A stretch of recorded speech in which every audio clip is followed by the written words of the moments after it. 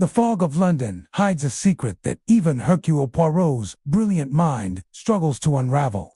A mysterious manuscript, penned by Agatha Christie herself, arrives at his door, its pages dripping with clues to her infamous 1926 disappearance. Why was it stolen? Who sent it?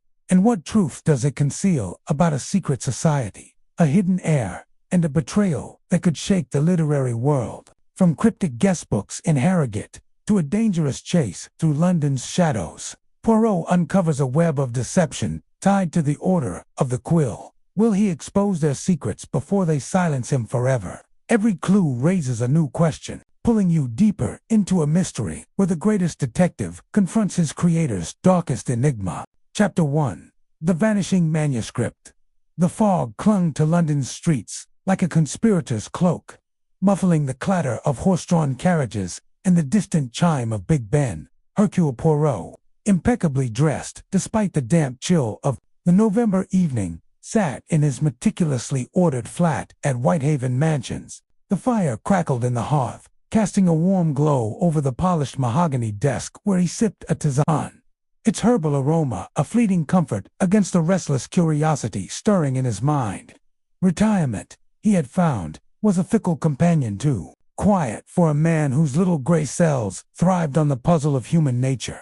A sharp rap at the door broke his reverie. Poirot's valet, George, entered, his face as composed as ever, though his eyes betrayed a flicker of intrigue.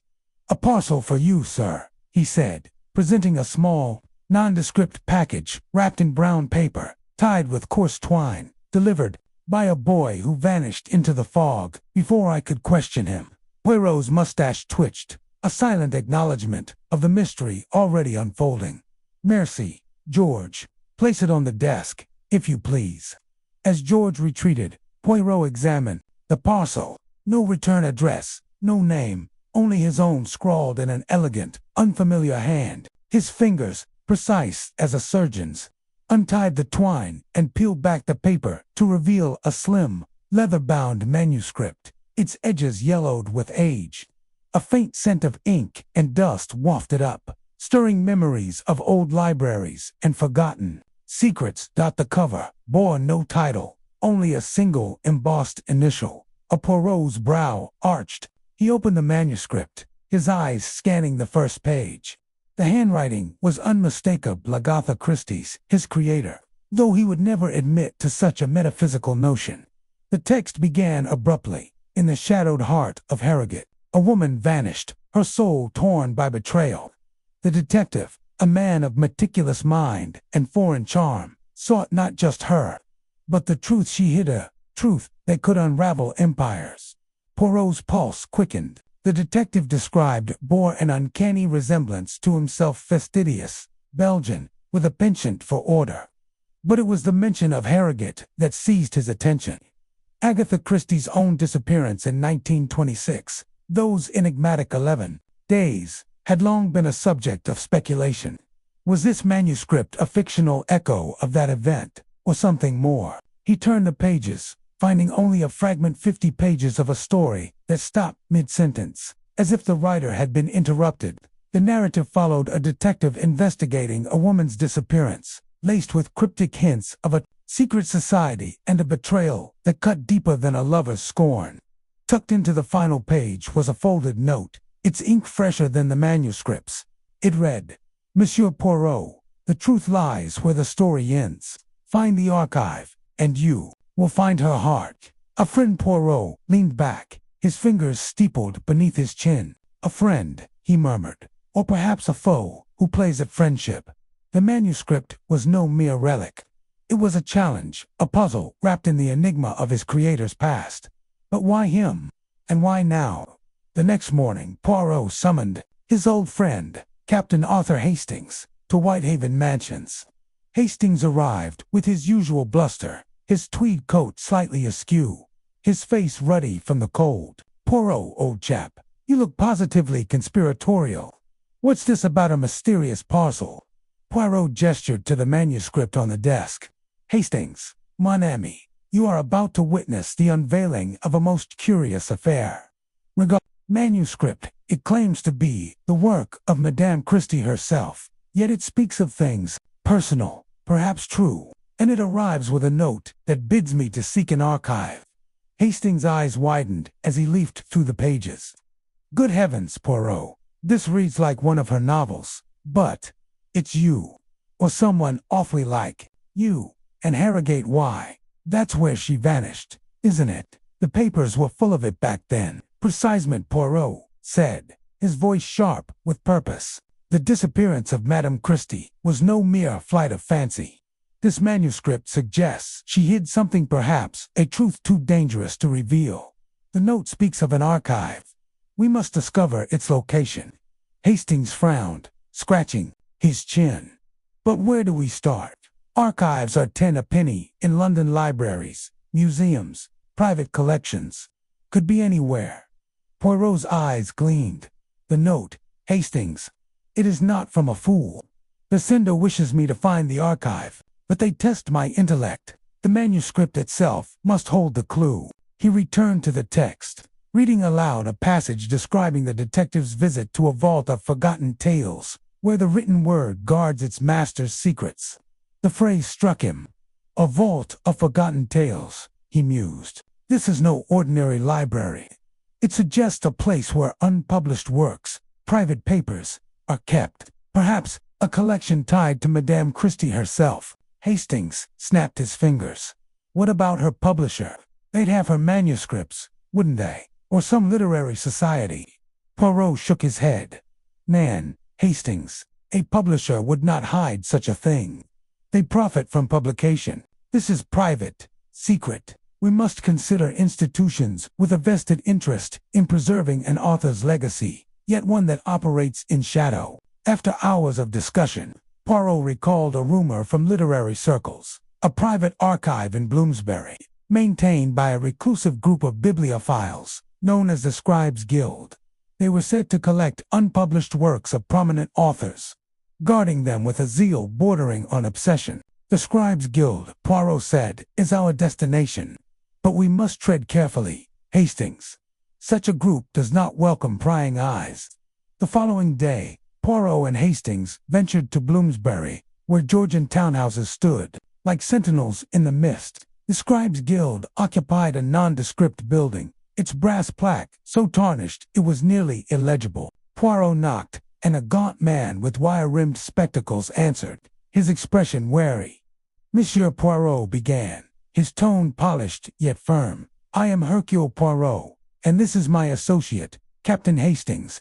We seek information about a manuscript, one that may reside in your archives.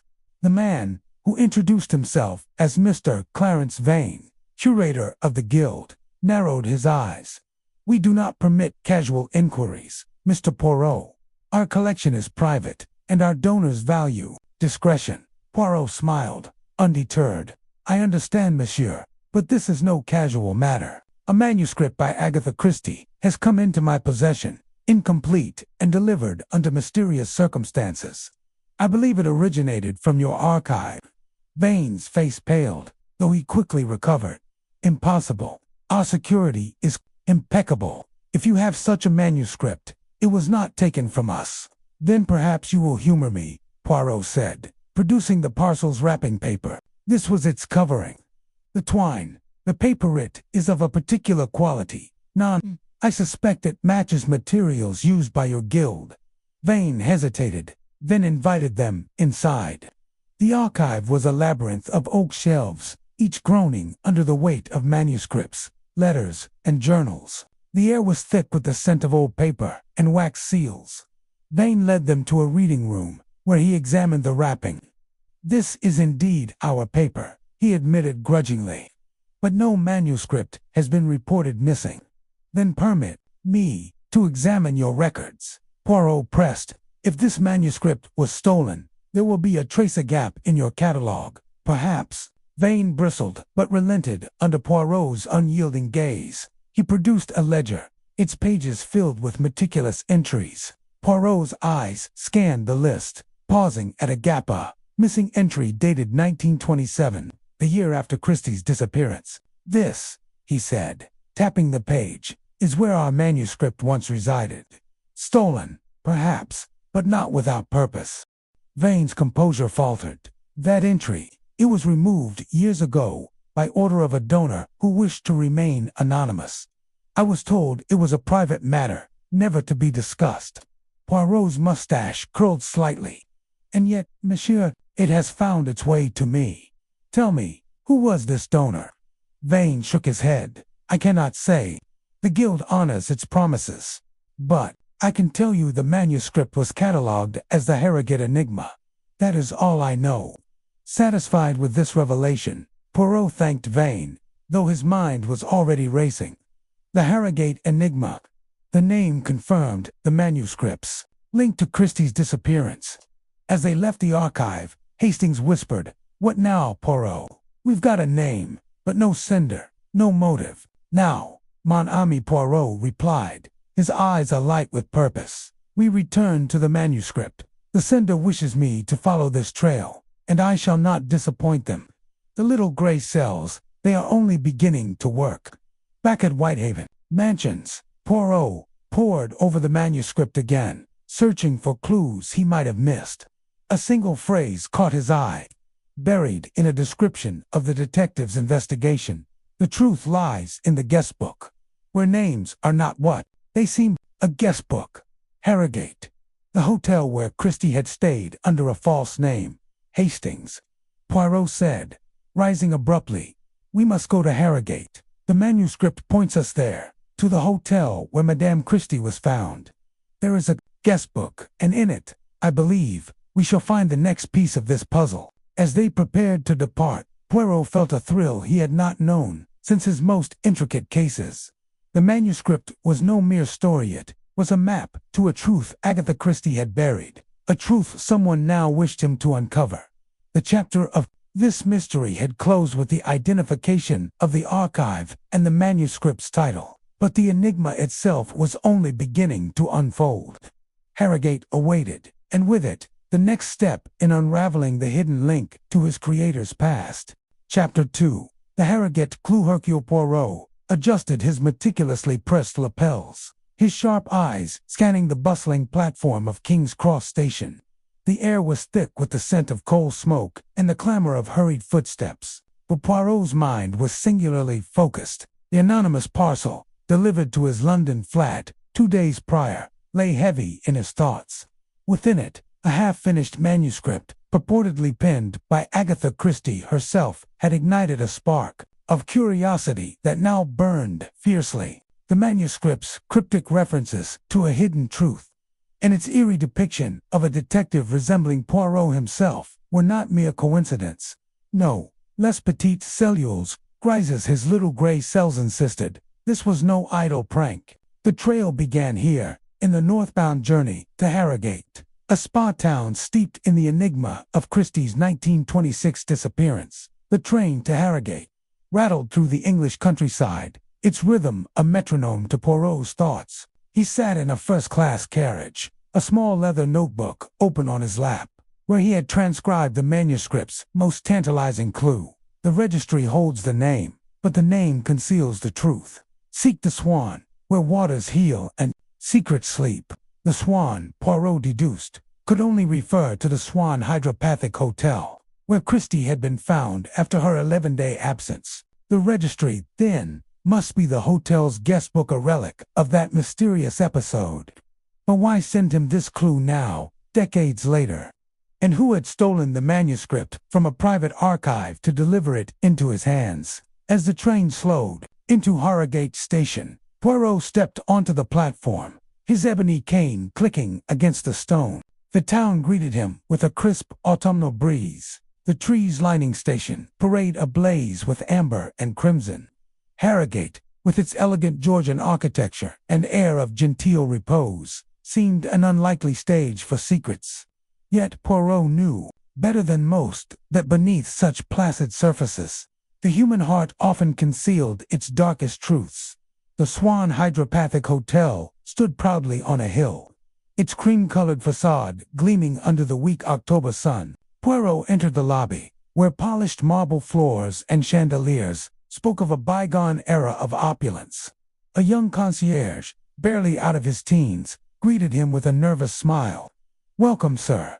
Do you have a reservation?" Poirot's mustache twitched with a polite smile. "Man, monsieur, I am not here to stay. I am Hercule Poirot, and I seek information, an item of historical significance, perhaps a guest book from the year 1926. The concierge blinked, clearly unprepared for such a request. "A guest book, sir? I'd have to check with Mr. Whitby, the manager. We don't usually keep such old records on display." "Naturel, man," Poirot said, his tone soothing yet firm.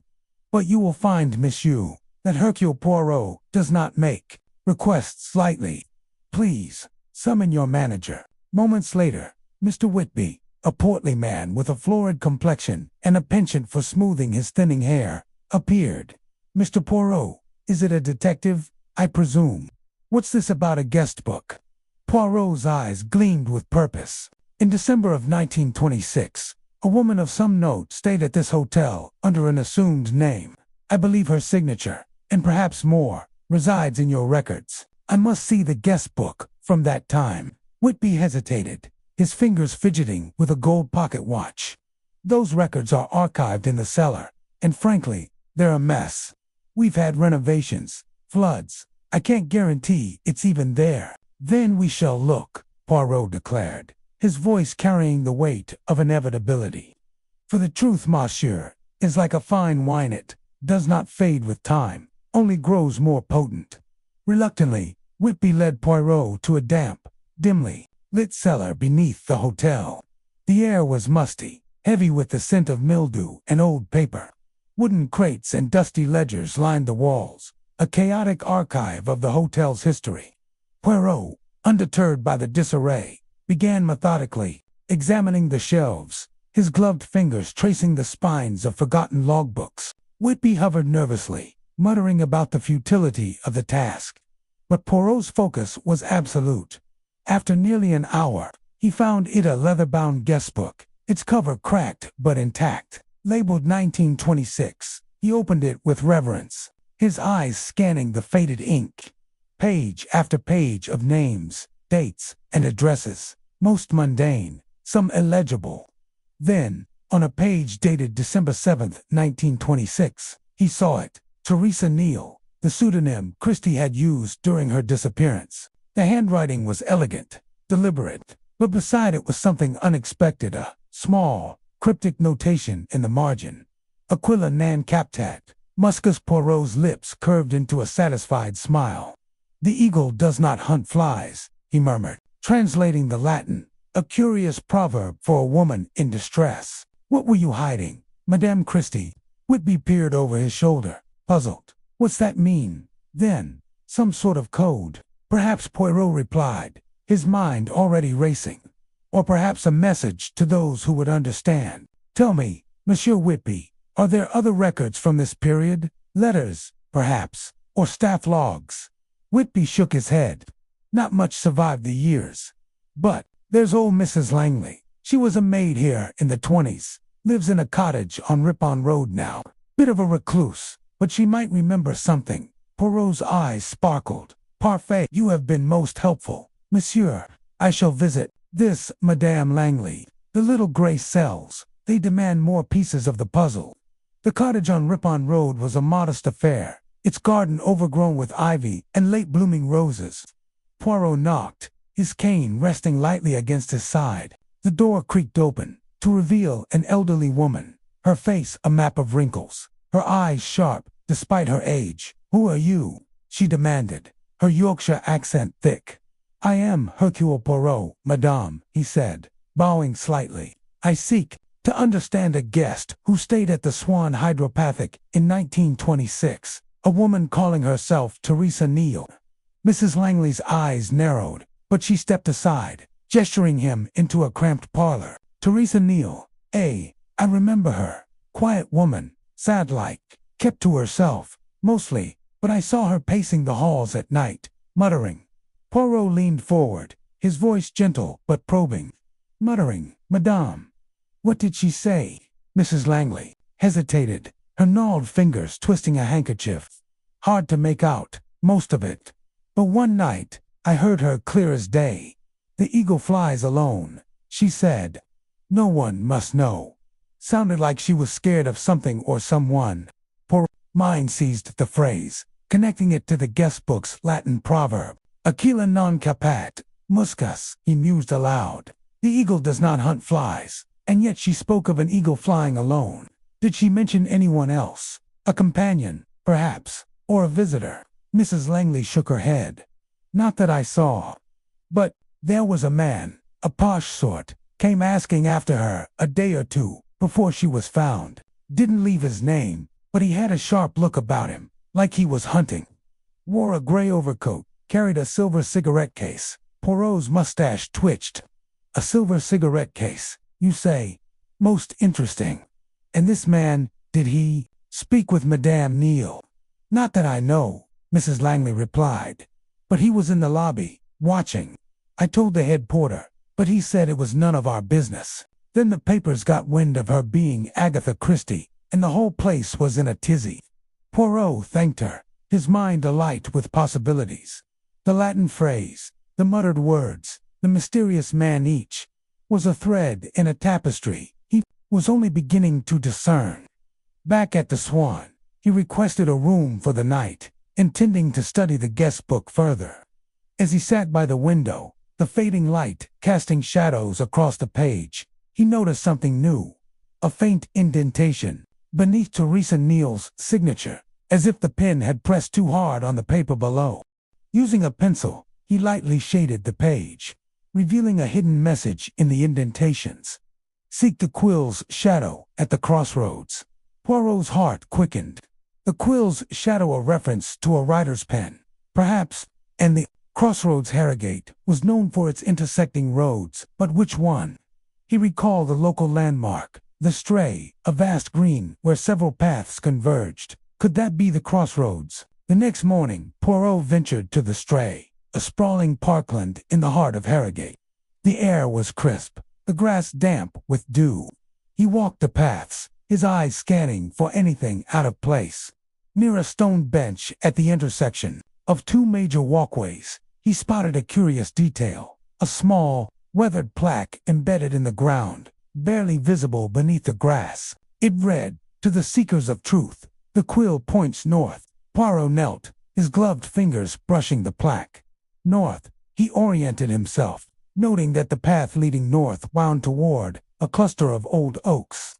Beneath one, half buried in the soil, he found a rusted tin box. Inside was a single sheet of paper, yellowed with age, bearing a handwritten note in Christie's unmistakable script. The eagle flies alone, but its shadow falls on the quill. Trust not the heart that betrays. Poirot sat back on his heels, the note clutched in his hand. The message was clear: Christie had hidden something here, in Harrogate, during her disappearance. But what, and why? The reference to a betraying heart echoed Mrs. Langley's recollection, pointing to a personal wound, perhaps tied to her husband, Archie. Yet the quill, the shadow, the eagle, these suggested a deeper mystery, one that went beyond a marital betrayal. As he returned to the hotel, Poirot's satisfaction at decoding the guestbook's message was tempered by new questions. The manuscript had led him here, to this town, this hotel, this hidden note. But who had sent it, and why now? The man with the silver cigarette case loomed in his Minda figure, who had watched Christie, perhaps known her secret, and the quill's shadow, what was it concealing? Poirot retired to his room, the tin box and its note safely tucked in his valise. He lit a cigarette, not his usual brand, but a rare indulgence, and let his little gray cells work. The manuscript was no mere relic. It was a call to action, a puzzle crafted by Christie herself, or someone who knew her intimately. The truth, he sensed, was close, but it was cloaked in layers of deception. Tomorrow, he would follow the trail of the betraying heart, seeking answers in the shadow of the quill dot. As the moon rose over Harrogate, Poirot gazed out at the quiet town, its secrets whispering in the wind. "Mon ami," he murmured, addressing the absent Christie, "you have hidden well." But Hercule Poirot, he does not rest until the truth is unveiled. Chapter 3. The shadow of Archie. The train to Harrogate rattled along, its rhythm a steady counterpoint to the whirl of Hercule Poirot's thoughts. The little Belgian detective sat in a first-class compartment, his gloved fingers drumming lightly on the leather armrest, his eyes fixed on the passing Yorkshire countryside. The decoded message from the hotel guestbook, uncovered in the previous day's investigation, lay folded in his pocket. It was a single line, written in Agatha Christie's hand under her pseudonym. "The heart betrays, but the truth endures." The words were evocative, heavy with implication, and Poirot's little gray cells hummed with their significance. The manuscript, that tantalizing half-finished work, sent anonymously to his doorstep, had pointed him to Harrogate, to the Hydro Hotel, and now to this cryptic phrase. But what betrayal did it reference? And why had Christie hidden it so carefully? Poirot adjusted his perfectly knotted tie, his mustache twitching as he considered the possibilities. The manuscript had described a detective too like himself to be coincident solving a case tied to a woman's disappearance. A woman who bore an uncanny resemblance to Christie herself. The guestbook's message suggested a personal wound, a private anguish. Poirot's mind turned to the whispers of scandal surrounding Agatha Christie's life in 1926, when she vanished for 11 days, leaving her car abandoned by a chalk pit, and the nation in a frenzy. The papers had speculated wildly amnesia, suicide, a publicity stunt, but Poirot, ever skeptical of sensationalism, suspected something deeper, something tied to the heart, and the heart, he knew, often led to the truth. The train slowed as it approached Harrogate station, and Poirot gathered his overcoat and hat, stepping onto the platform with the brisk efficiency of a man who wasted no motion. The air was crisp, carrying the faint scent of coal smoke and damp leaves. Harrogate, with its elegant spa buildings and manicured gardens, exuded a quiet dignity, but Poirot's sharp eyes noted the undercurrent of curiosity in the glances of passers-by.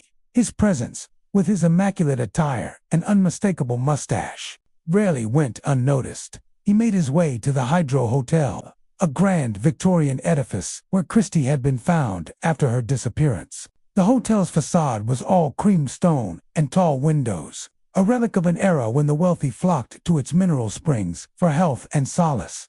Inside the lobby was a study in faded opulence, crystal chandeliers dimmed by time, velvet upholstery, worn at the edges, and a pervasive hush broken only by the soft clink of teacups. Poirot approached the concierge, a wiry man with a nervous smile, and inquired about the staff from 1926. The concierge, flustered by Poirot's precise diction and piercing gaze, stammered that most had retired or passed on, but there was one possibility: Mrs. Edith Granger, a former maid, now living in a nearby almshouse. "Merci beaucoup," Poirot said, tipping his hat. "You have been most helpful." The almshouse was a modest brick building on the edge of town, its garden dotted with late-blooming roses.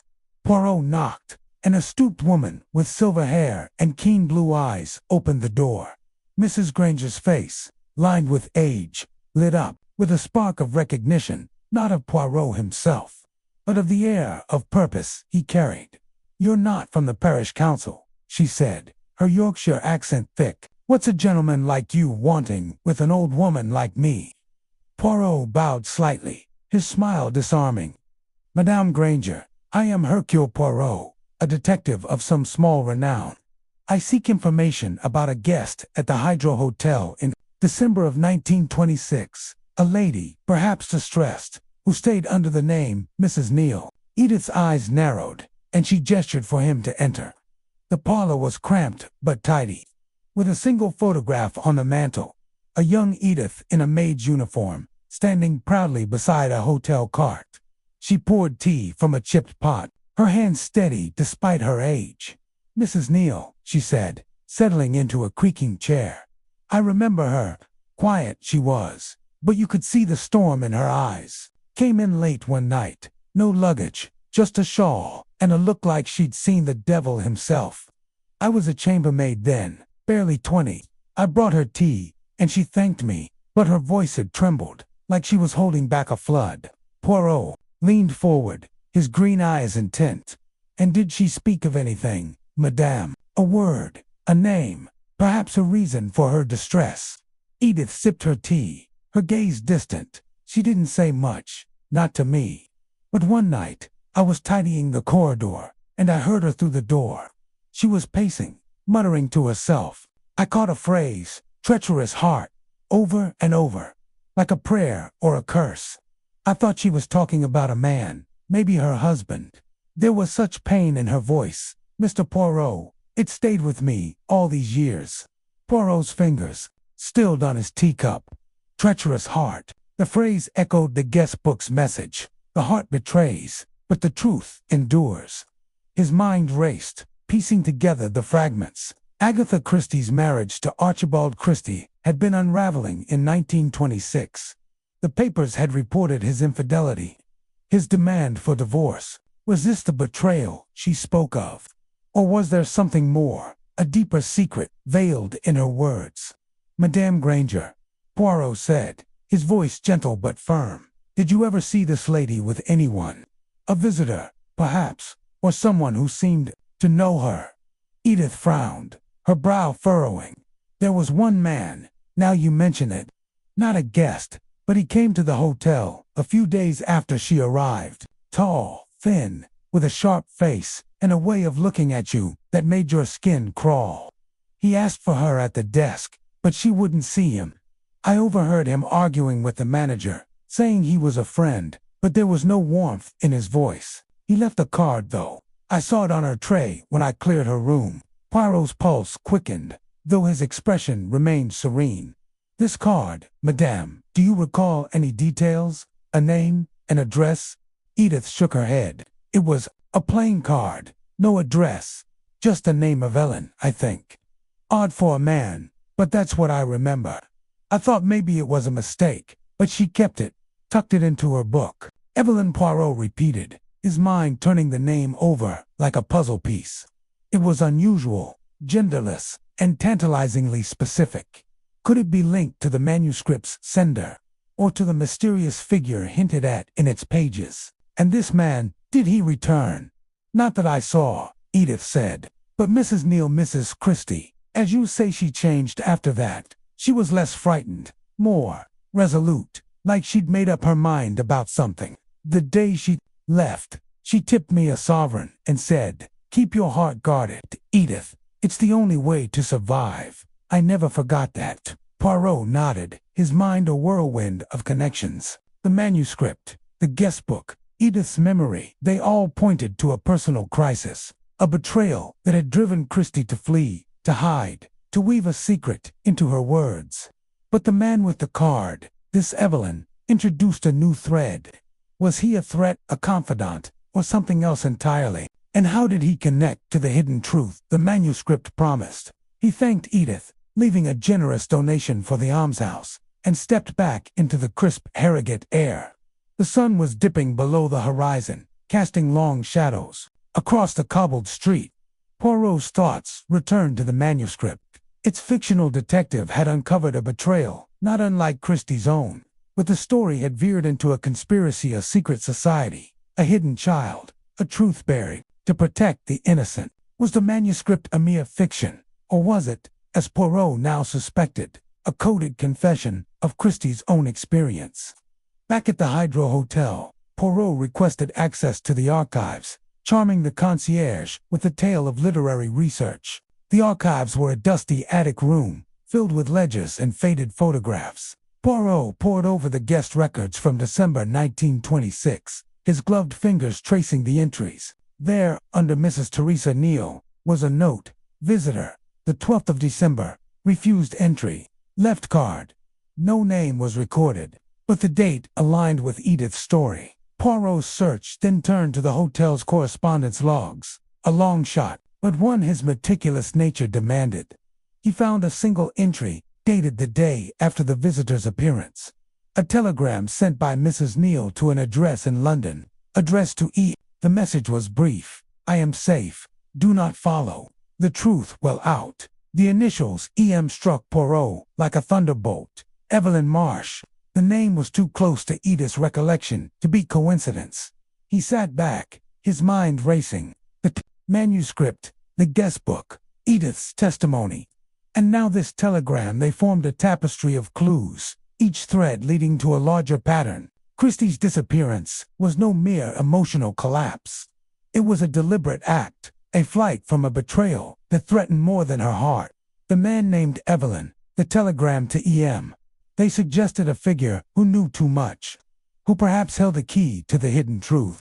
Poirot's next step was clear. He must find Evelyn Marsh, or whatever remained of him. The telegram's London address was a starting point. Though decades had passed, he would need to consult records, perhaps contact his old friend, Chief Inspector Japp, for access to police archives. But as he left the attic, a new question gnawed at him. Why had the manuscript been sent to him? Was it a challenge, a plea, or a warning? That evening, Poirot dined alone in the hotel's restaurant, his meal of sole moiniere and a glass of claret untouched as he scribbled notes in a small leather-bound book. The other diners, a mix of elderly spa-goers and young couples, cast curious glances his way. But Poirot was oblivious, lost in the labyrinth of his thoughts. The manuscript was not just a story, it was a map, and Christie's disappearance was its legend. The betrayal of Archie Christie, the treacherous heart, was the emotional core.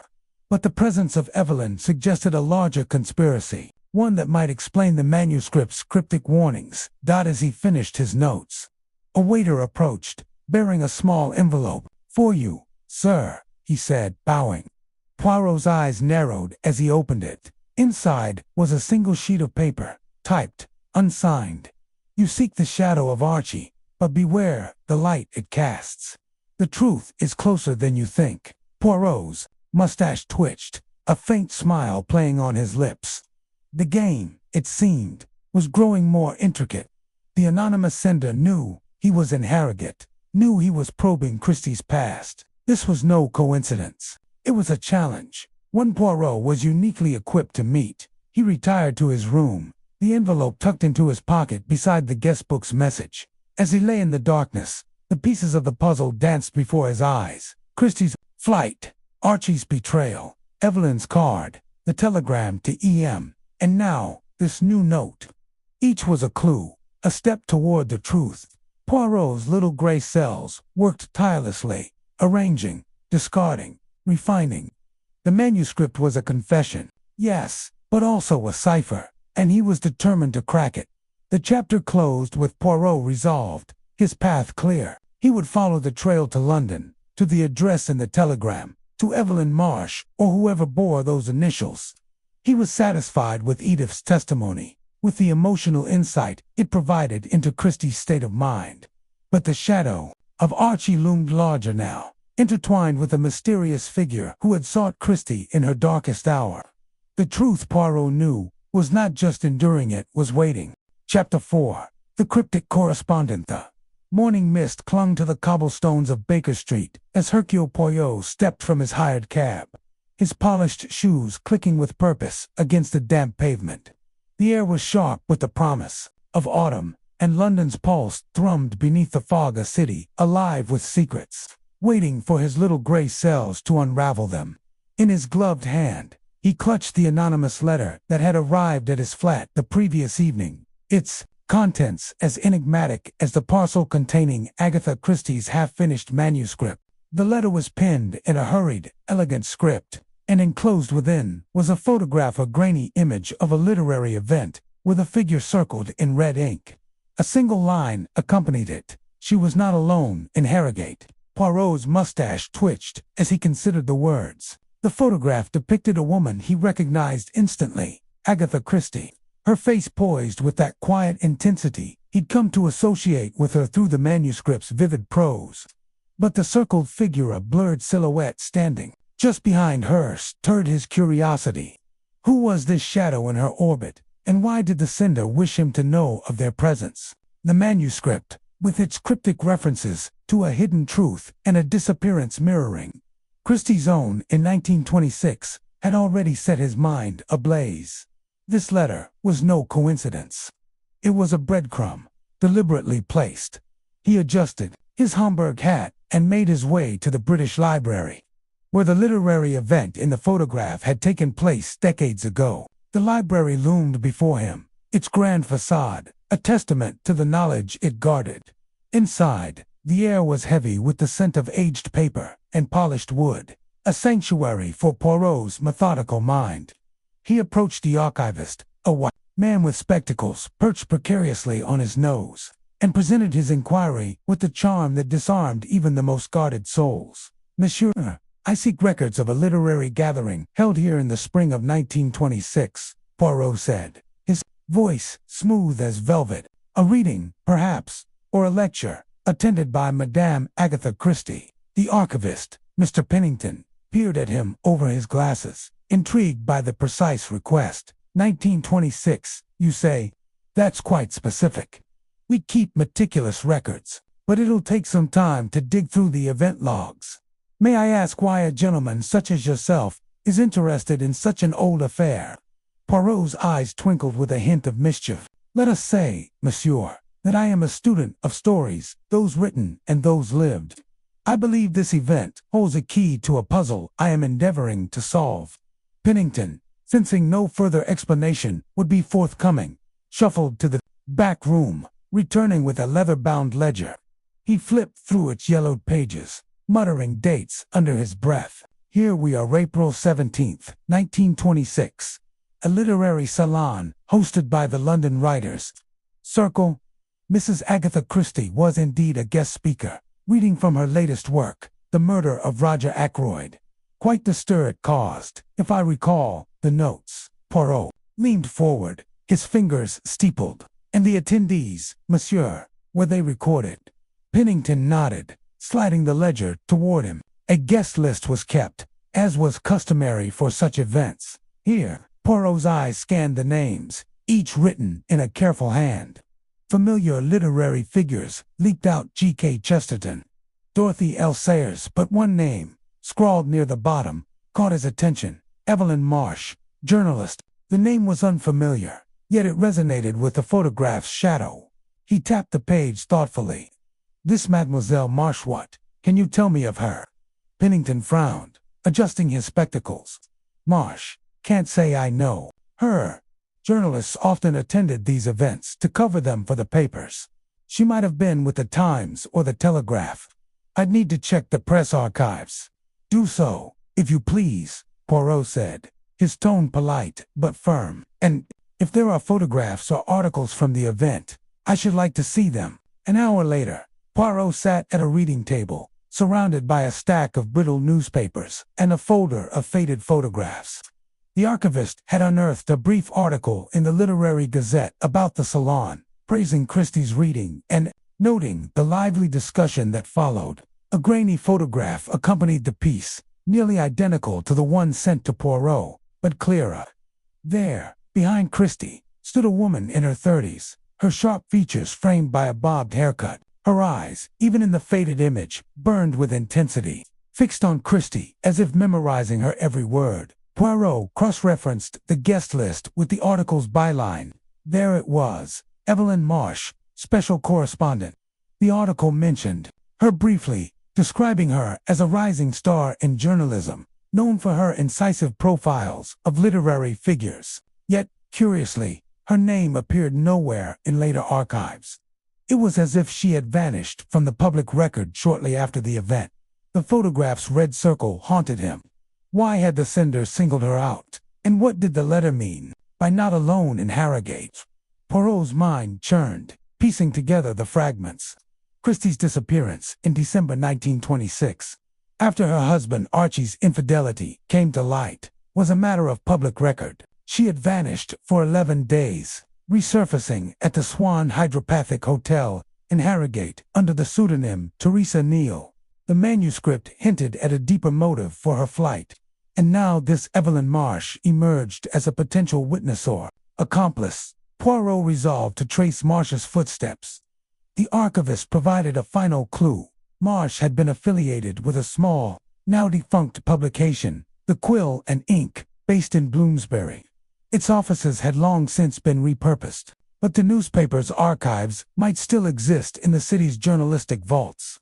Poirot thanked Pennington with a courteous nod and stepped back into the fog, his mind alight with possibilities. The Bloomsbury address was a narrow, ivy-clad building, its windows dark and its door boarded up. A faded sign above read the quill, an ink EST 1919 Poirot, undeterred by the building's dilapidated state, located a caretaker, sweeping the alley nearby. The man, weathered and gruff, eyed Poirot's immaculate attire with suspicion. "This place hasn't been a paper in years," the caretaker grumbled. "What's a fancy gent like you want with it?" Poirot smiled, his charm disarming. "A matter of history, monsieur. I seek the archives of the quill and ink. Perhaps you know where they were stored." The caretaker scratched his chin, mollified by Poirot's politeness. "Most of the old papers got shipped to a warehouse in Whitechapel when the place shut down in '29. Dunno if they're still there. But I heard the owner's son, Mr. Grayson, keeps tabs on what's left. Lives up in Camden, he does." With Grayson's address in hand, Poirot hailed another cab. The journey to Camden was a study in contrasts. London's literary heart gave way to bustling markets and cramped terraces. Grayson's home was a modest townhouse, its front garden overgrown with weeds. Poirot knocked, and a man in his 50s answered, his face lined with the weariness of a life spent chasing deadlines. "Mr. Grayson?" Poirot inquired, tipping his hat. "I am Hercule Poirot, a private investigator. I seek information about the quill and ink and one of its journalists, Mademoiselle Evelyn Marsh." Grayson's eyes narrowed, but he gestured for Poirot to enter. The parlor was cluttered with books and yellowed newspapers, a shrine to a bygone era. "Evelyn Marsh," Grayson said, settling into a worn armchair. "Haven't heard that name in years. She was a firebrand, always chasing big stories. Worked for my father's paper until, well, she just stopped coming in. Late 26, I think." Poirot leaned forward, his gaze intent. "And what became of her, monsieur? Did she leave no trace?" Grayson shrugged, but his expression betrayed unease. "She was working on something big, something she wouldn't talk about. Said it was too dangerous. Then, one day, she was gone. No letter, no explanation. My father thought she'd run off with some fella, but I always wondered. She wasn't the type to just disappear." Poirot produced the photograph, pointing to the circled figure. "This is Mademoiselle Marsh. Taken at a literary event in April 1926. Did she ever speak of Madame Agatha Christie?" Grayson studied the image, his brow furrowing. "Christie, can't say she did, but Evelyn covered that event, wrote a piece about it. If she knew something about Christie's disappearance, she kept it close. She was cagey, like that, always scribbling in that notebook of hers, never letting anyone see." "And this notebook," Poirot pressed, "where might it be now?" Grayson hesitated, then rose and rummaged through a desk drawer. "When the paper folded, we boxed up everything. Most of it went to the warehouse. But I kept a few things. Evelyn left some papers behind. Nothing much, just drafts and notes. You're welcome to look." He handed Poirot a small bundle of papers, brittle with age. Among them was a single page torn from a notebook, its edges frayed. The handwriting matched the anonymous letter's script, though less hurried. It read, "Harrogate was no accident.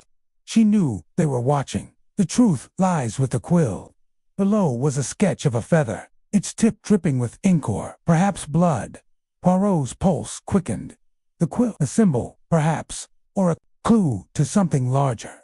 "Monsieur Grayson, these papers, were they ever examined after Mademoiselle Marsh's disappearance?" Grayson shook his head. "Nobody cared enough. The police called it a runaway case. I always thought there was more to it, but, well, life moves on." Poirot thanked him and left, the torn page tucked safely in his pocket. The reference to the quill gnawed at him. Was it a metaphor for writing, for secrets penned in ink, or something more tangible, a group or object tied to Christie's Enigma? The letters claimed that Christie was not alone, suggested Marsh had been with her in Harrogate, knew who was. Her sudden disappearance, so soon after Christie's reappearance, was too convenient to be coincidence. Back at his flat, Poirot spread the photograph, the torn page, and the manuscript on his desk, arranging them like pieces of a jigsaw. The manuscript's fictional detective, so like himself, pursued a case of a woman fleeing a shadowy society. Christie's own disappearance, the guestbook's coded message.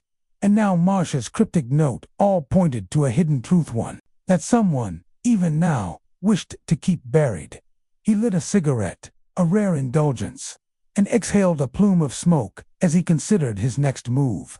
Marcia's trail was cold, but not dead. The warehouse in Whitechapel might hold more of her papers, perhaps even the notebook itself. And the anonymous sender, who were they? An ally, guiding him toward the truth, or an adversary, luring him into a trap?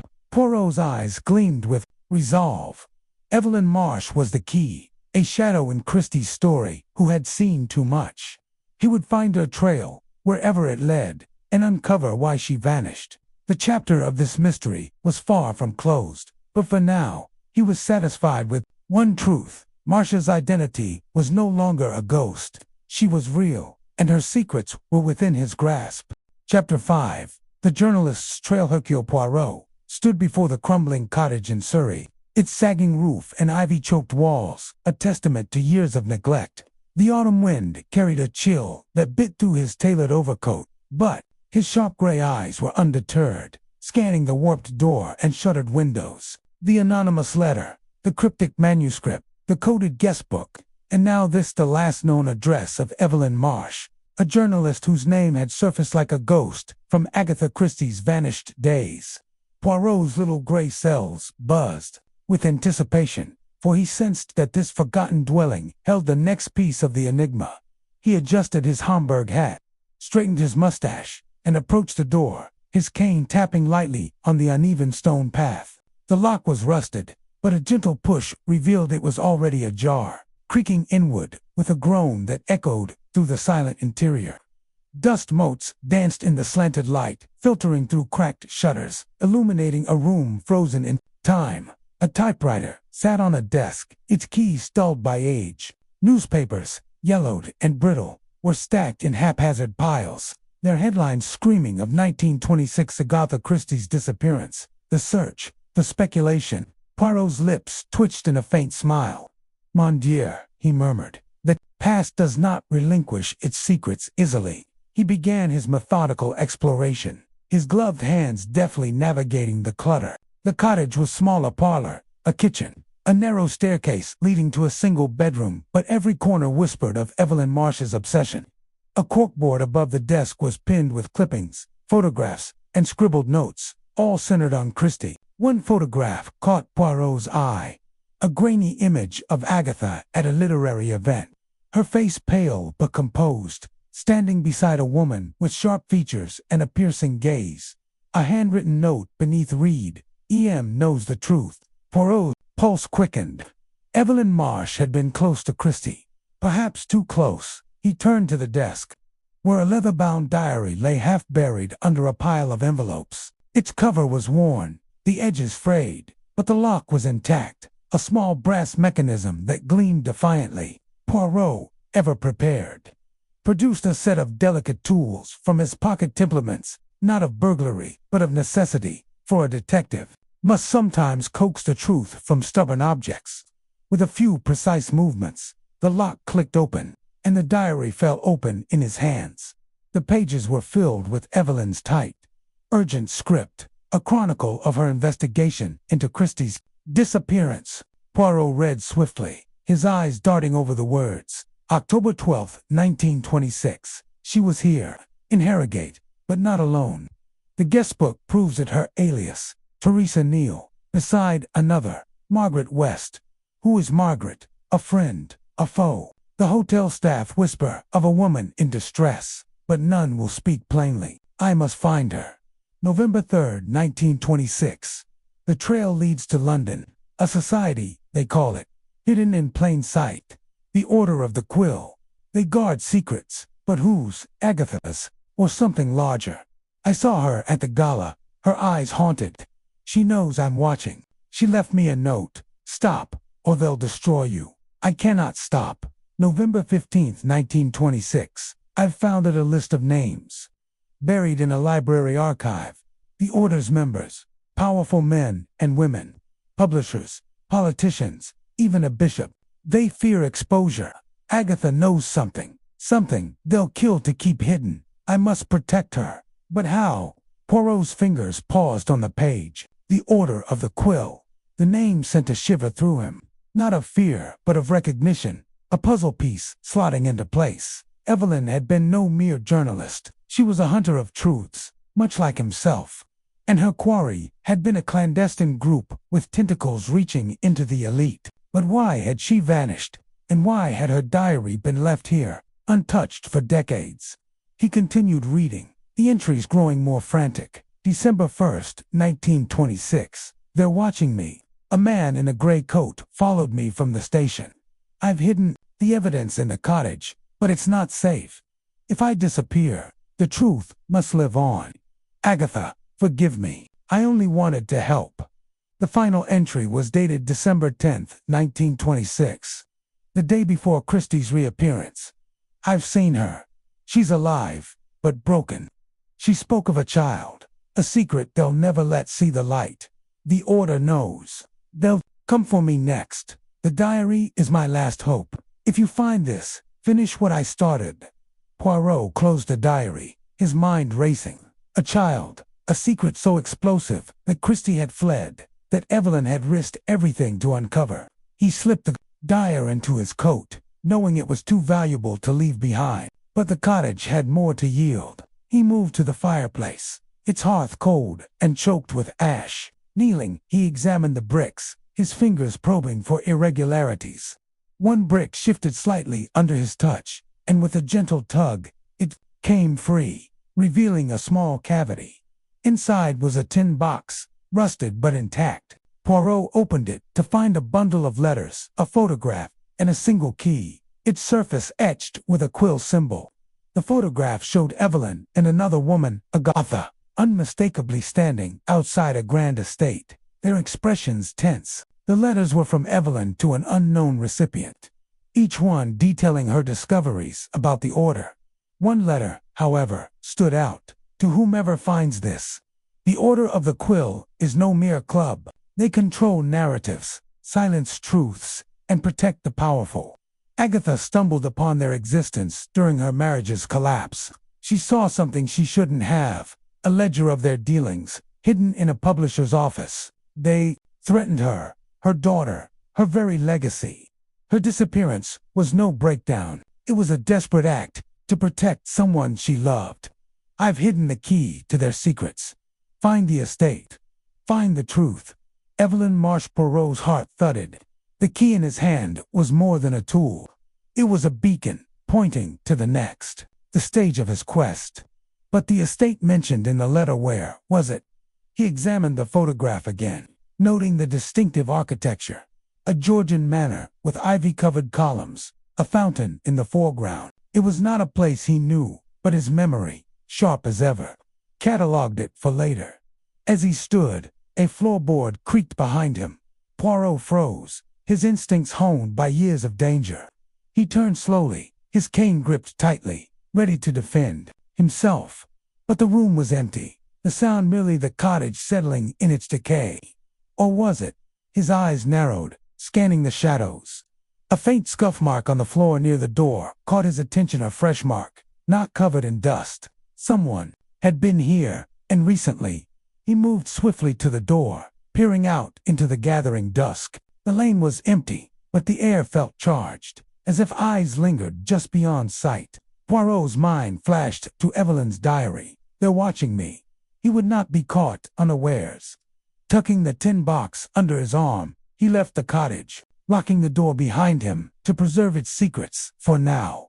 Back in London, Poirot retreated to his flat, the diary and tin box spread before him on his mahogany desk. The city hummed outside, but within these walls, time seemed to pause, allowing his little gray cells to work unhindered. He began cross-referencing Evelyn's notes with his own knowledge of 1926 London. The Order of the Quill intrigued him, a society that wielded influence over words, over stories, over truth itself.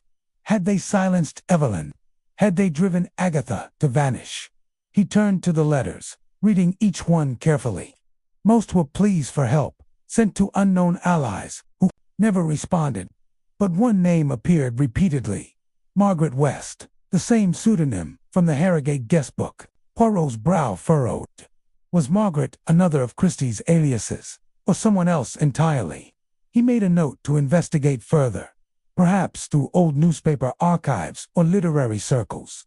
The key, however, demanded immediate attention. Its quill symbol was no coincidence. It matched the insignia Evelyn had sketched in her diary, a mark of the order. Poirot suspected it unlocked something critical, perhaps at the estate in the photograph. He rang for his valet, George, and instructed him to contact a trusted friend at the British Library, requesting maps and records of Georgian estates in southern England. Discretion, George, Poirot said, his voice low. The wolves are circling.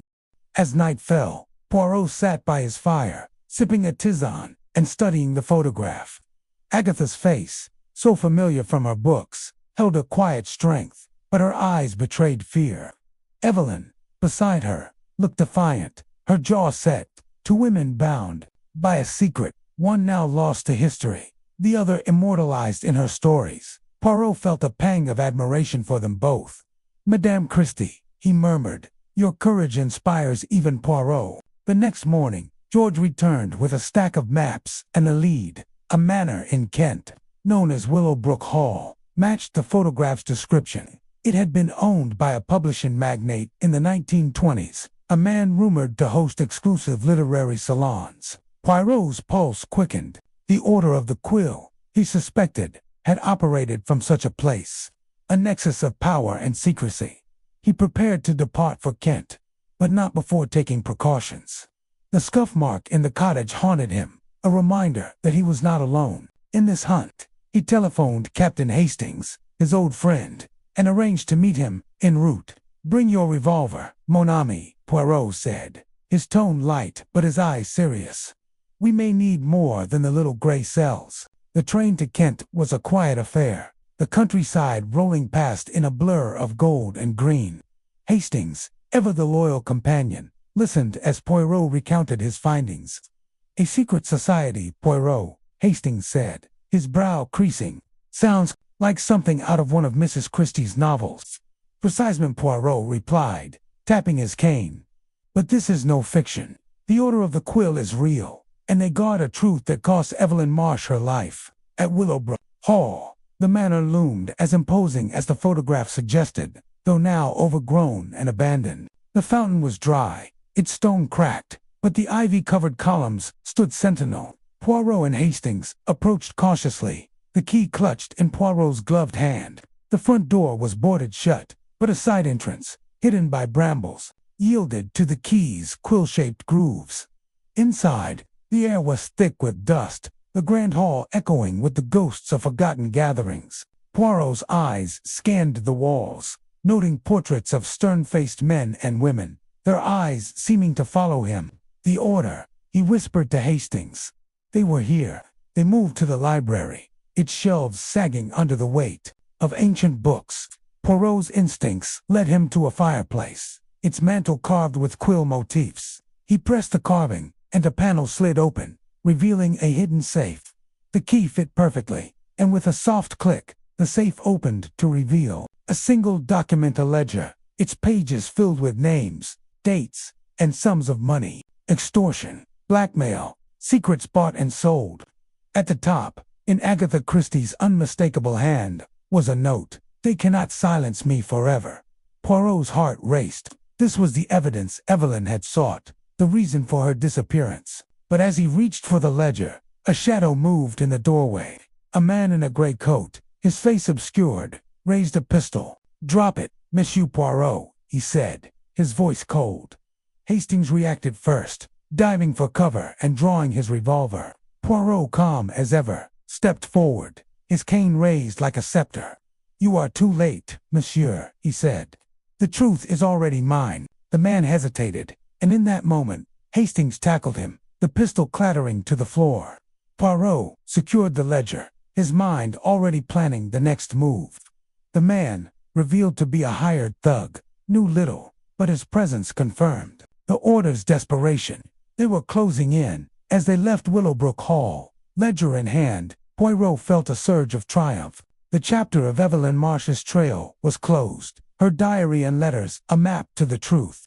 But the Order of the Quill loomed larger than ever, their secrets now in his hands. He resolved to infiltrate their ranks, to unmask their leaders, and to honor the courage of two women who dared to defy them. The train back to London was silent, save for the clatter of wheels. Hastings dozed, but Poirot's mind was alight, piecing together the next step. The estate, the ledger. The key all pointed to a conspiracy that reached beyond Christie's disappearance, to a society that shaped the world from the shadows. And Poirot, with his little gray cells, would bring them into the light. Chapter 6. The society unveiled. The fog clung to London's cobbled streets like a conspirator's cloak, muffling the clatter of hooves and the distant cries of newsboys.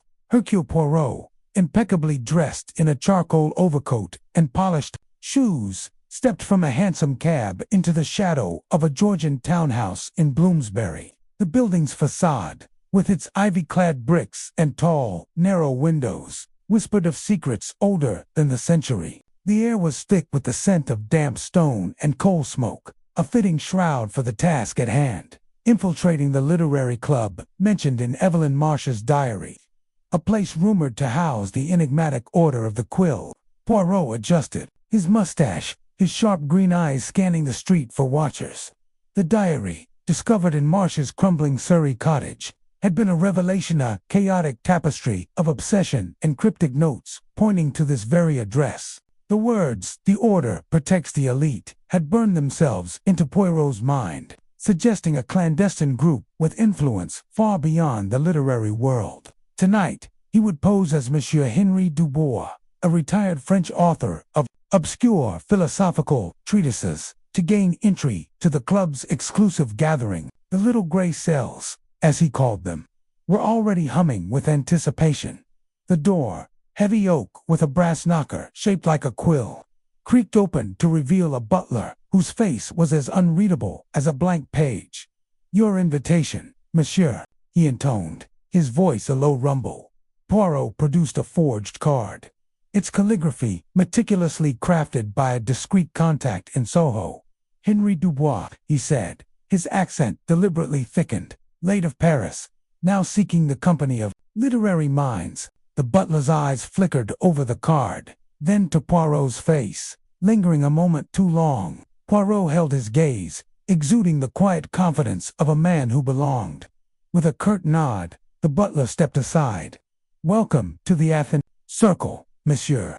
Inside the townhouse was a labyrinth of opulence. Chandeliers cast golden light across mahogany paneling, and the air carried the faint perfume of old leather and cigar smoke. The hum of conversation filled the grand salon, where men in tailored suits and women in silk gowns sipped sherry and debated the merits of Shelley versus Byron. Poirot, however, was not here for poetry.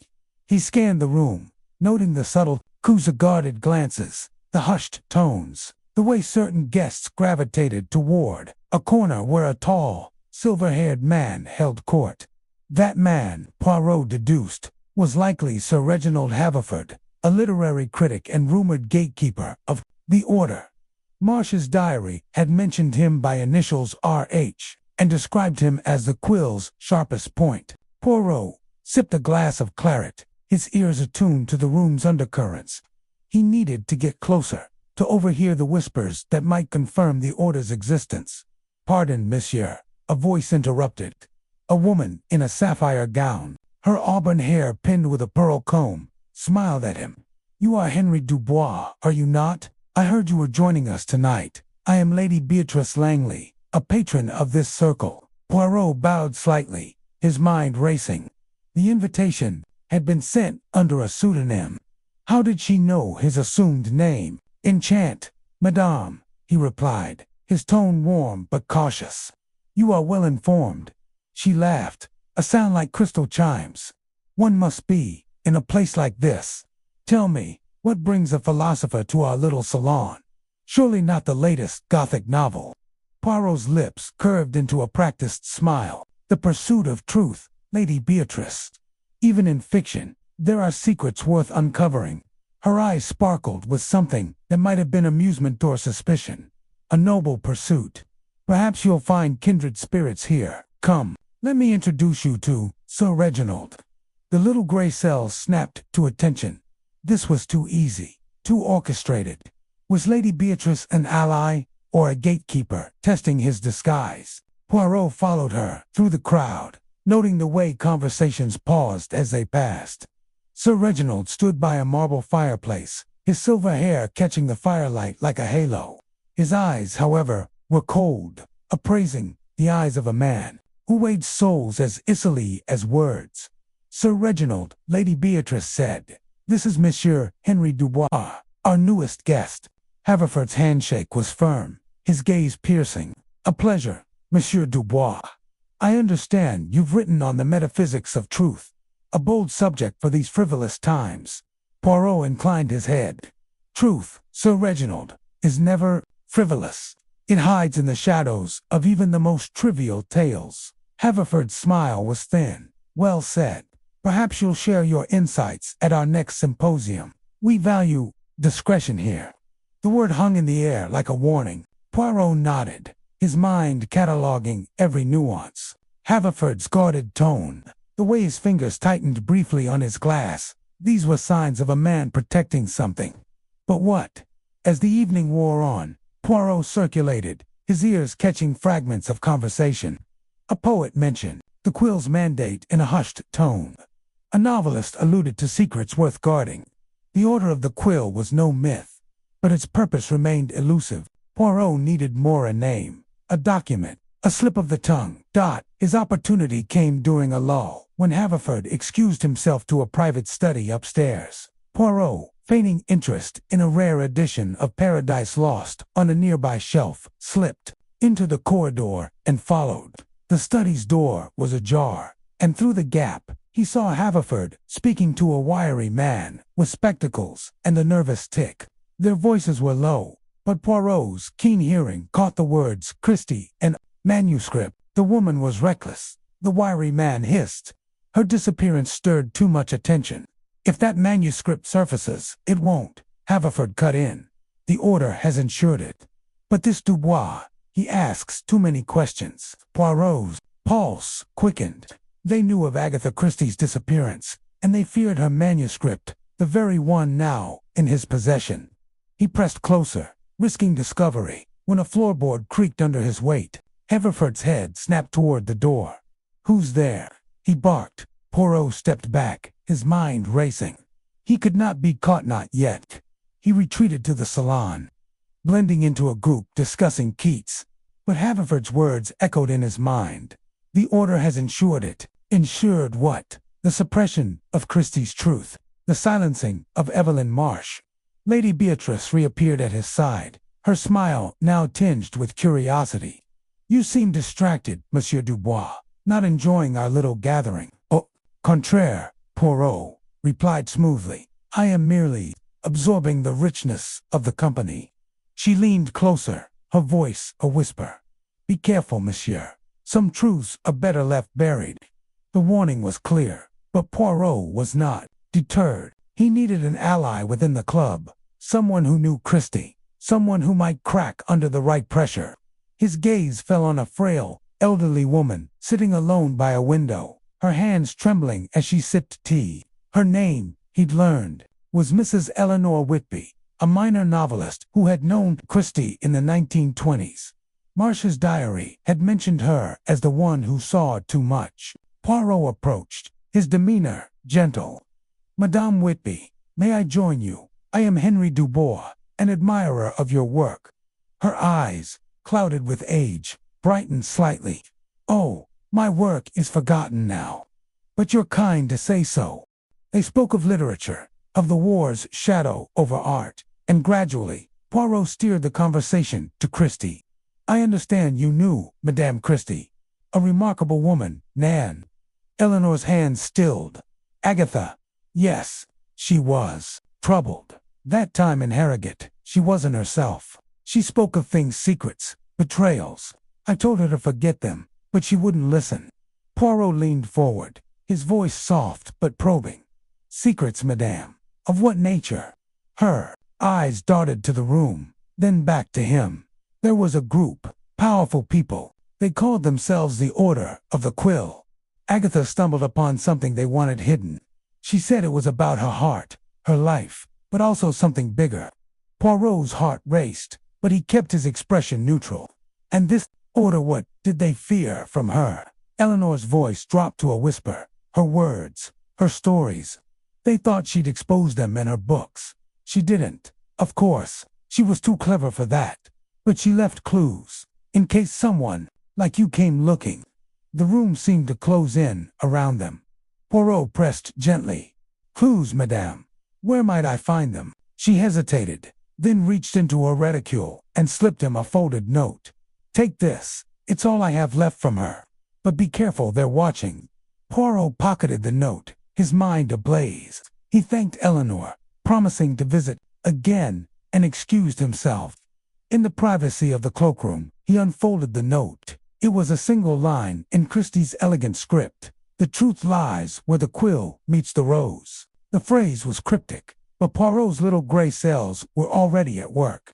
The quill clearly a reference to the order, the rose, a symbol, a place, a person.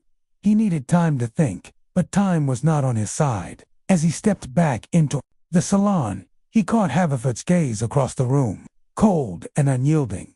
The evening ended with Poirot slipping into the fog, the note burning in his pocket. He had infiltrated the club, gained Eleanor's trust, and secured a vital clue, all without exposing his true identity. The Order of the Quill was real, and its members were guarding a secret tied to Agatha Christie's disappearance. But the path ahead was fraught with danger. Haverford suspected him, and Lady Beatrice's warning lingered like a shadow. Poirot hailed a cab, his mind racing. The little gray cells had triumphed tonight, but the game was far from over. The truth, as Eleanor had said, lay where the quill met the rose, and Hercule Poirot would find it, no matter the cost. Chapter 7. The Stolen Letter. The rain fell in relentless sheets over London, turning the cobblestones of Covent Garden into a glistening mosaic under the gaslights. Hercule Poirot, his impeccable mustache shielded beneath a wide-brimmed hat, navigated the bustling evening crowd with the precision of a chess master. His destination was a narrow alley off Drury Lane, where a dimly lit shopfront bore no sign but was known to those in the know as Mordecai's Curiosities. The lead from the Order of the Quill's reluctant member had been precise. A letter, penned by Agatha Christie during her mysterious 1926 disappearance, had surfaced in the hands of a black market dealer named Mordecai Finch. This letter, whispered to contain a revelation that could unravel the very fabric of Christie's legacy, was Poirot's quarry tonight. Inside, the shop was a labyrinth of relics, dusty tomes, tarnished silver, and peculiar artifacts from forgotten estates.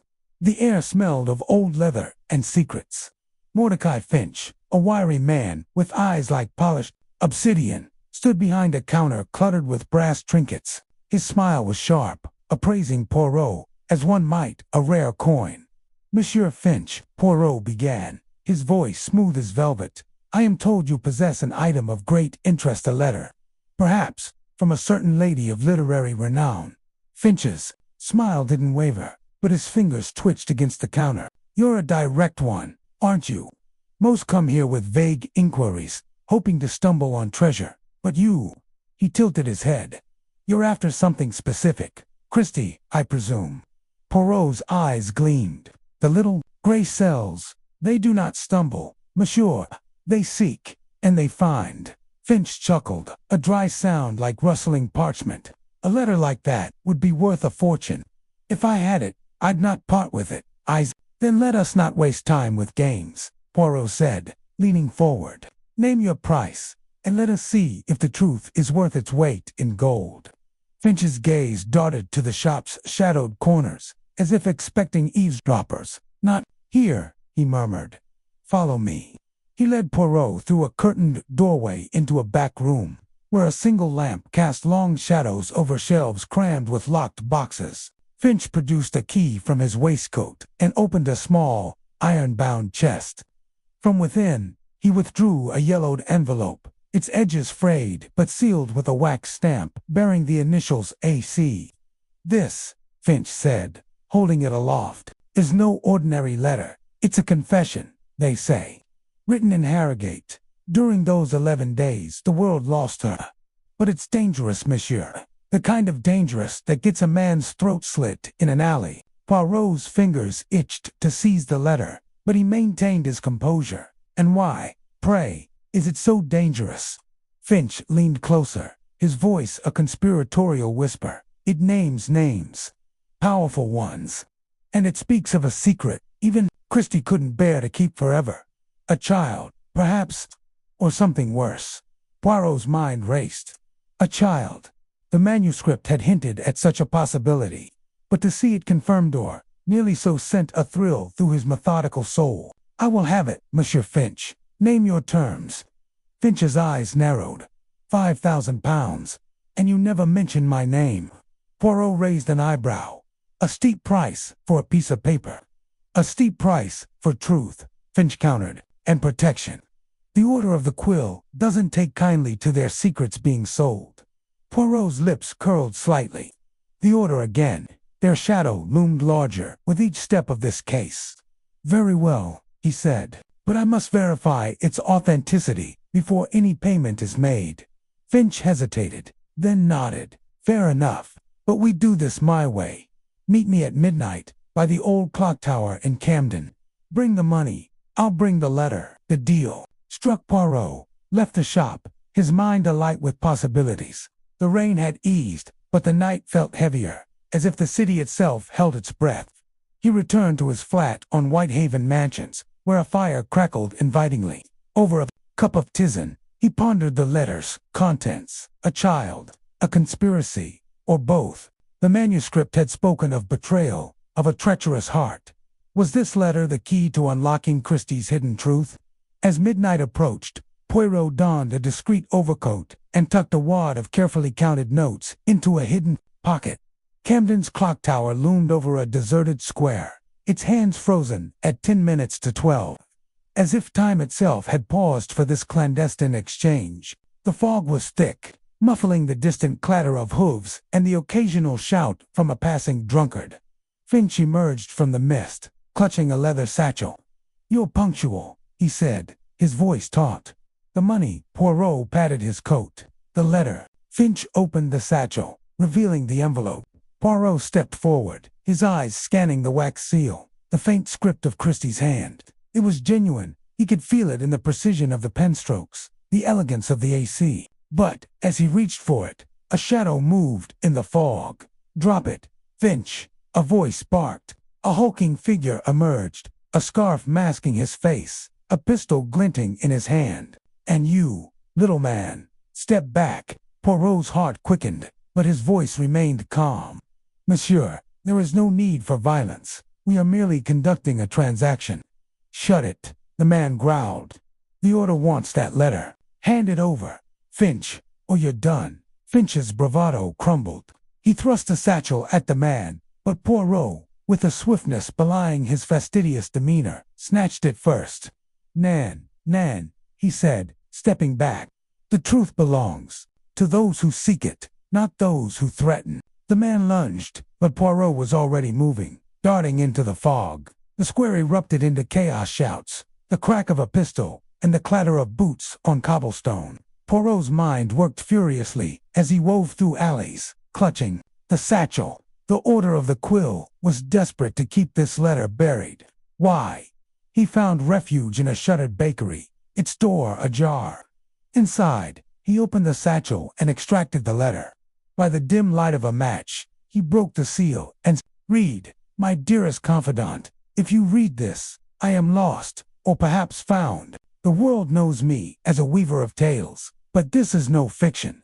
In Harrogate, I sought escape not from life, but from a truth too heavy to bear. There is a child, a secret I could not claim. The Order knows. They threaten her and me. Forgive me, for I could not protect her as I should. Agatha Poirot's breath caught. A child. The manuscript's hints were true. But who was this child, and why did the Order fear her existence? He tucked the letter into his coat, his resolve hardening. This was no longer merely a case, it was a mission to honor Christie's courage. The sound of footsteps outside jolted him. The Order's thug had tracked him. Poirot slipped out the back, navigating Camden's maze until he reached a police station. There, he entrusted the letter to a trusted sergeant, with strict instructions to guard it until morning. Safe for now, Poirot returned to his flat, his mind ablaze. By dawn, he had devised a plan. The letter's authenticity was beyond doubt. Christie's handwriting, her voice, her pain were unmistakable. But the order's pursuit meant the child, if alive, was still in danger. Poirot summoned his old friend, Captain Hastings, to assist in tracing adoption records from the 1920s. "Hastings, mon ami," he said, "we must find this child. She is the key to Christie's enigma." Hastings, ever loyal, nodded. "A child, Poirot. This is extraordinary. But where do we start?" Devon Poirot replied, recalling a vague reference in the manuscript to a coastal village. "There, we will find the next thread in this tapestry of secrets."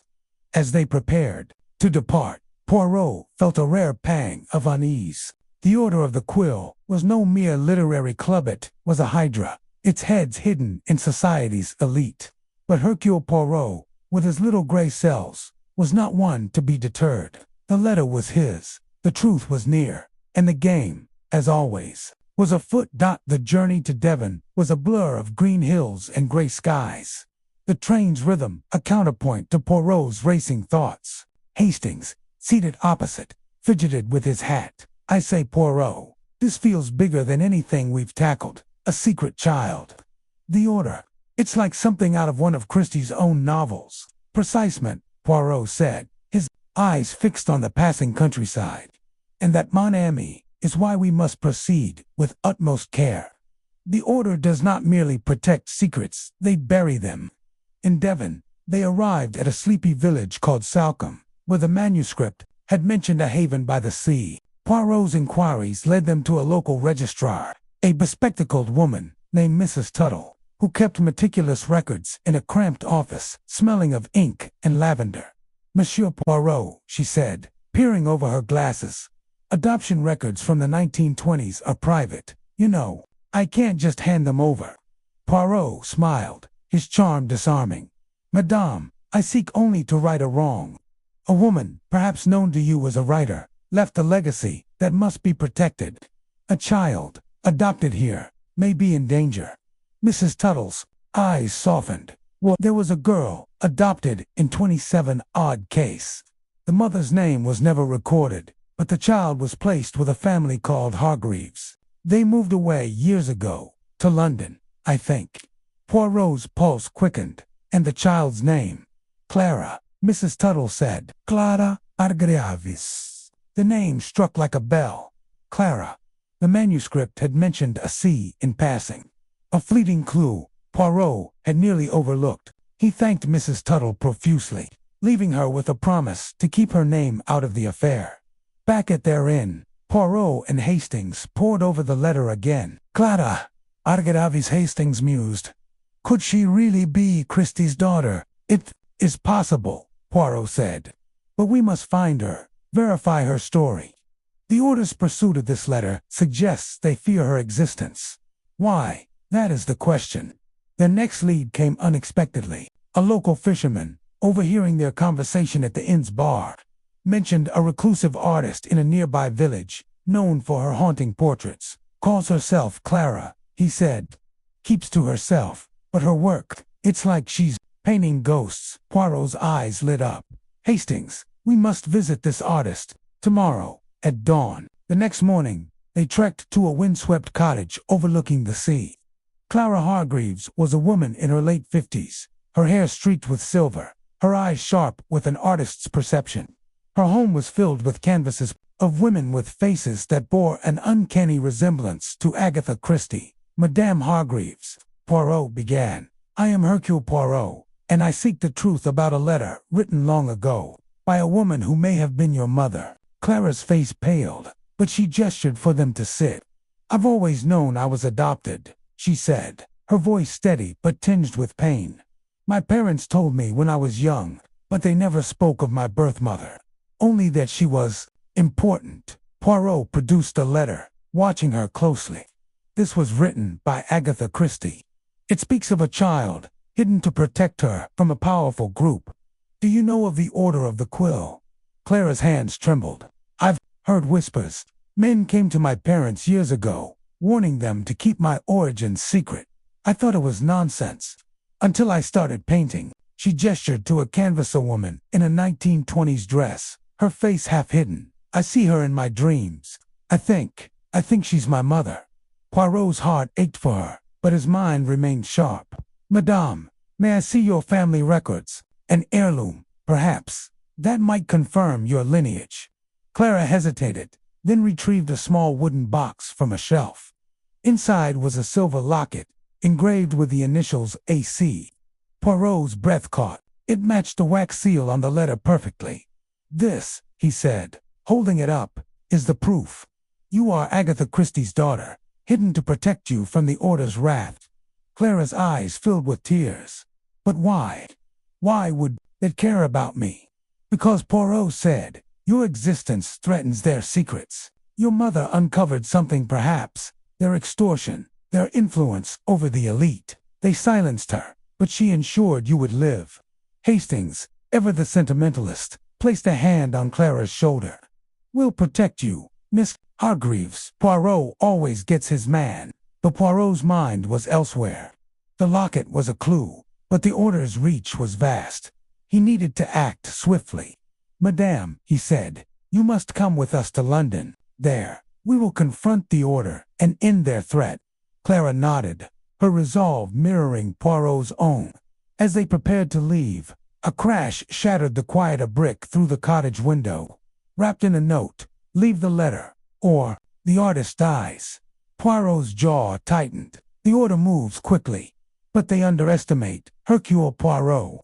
The trio fled under cover of dusk, the locket and letter secured. In London, Poirot devised a plan to outwit the Order. He contacted a journalist friend, Margaret Lane, who agreed to publish an expose on the Order's activities, using the letter as evidence. But first, they needed to authenticate it beyond doubt. At the British Museum, Poirot consulted a handwriting expert, Dr. Evelyn Carter, who confirmed the letter's authenticity. It's Christie's hand, no question, she said. The ink, the paper writs all consistent with 1926. Satisfied, Poirot prepared for the final gambit. The letter was his weapon, Clara his cause. The Order of the Quill would not silence Agatha Christie's truth knot, while Hercule Poirot's little gray cells were at work. As they left the museum, a black car screeched to a halt. Two men leaped out, their faces masked. Poirot pushed Clara and Hastings behind a pillar, his cane raised like a sword. Messieurs, he said, his voice icy, you will find that Hercule Poirot is not so easily intimidated. The men hesitated, then fled, as a police whistle sounded nearby. Poirot's heart pounded, but his resolve was unbreakable. The letter was safe, Clara was alive, and the truth was within reach.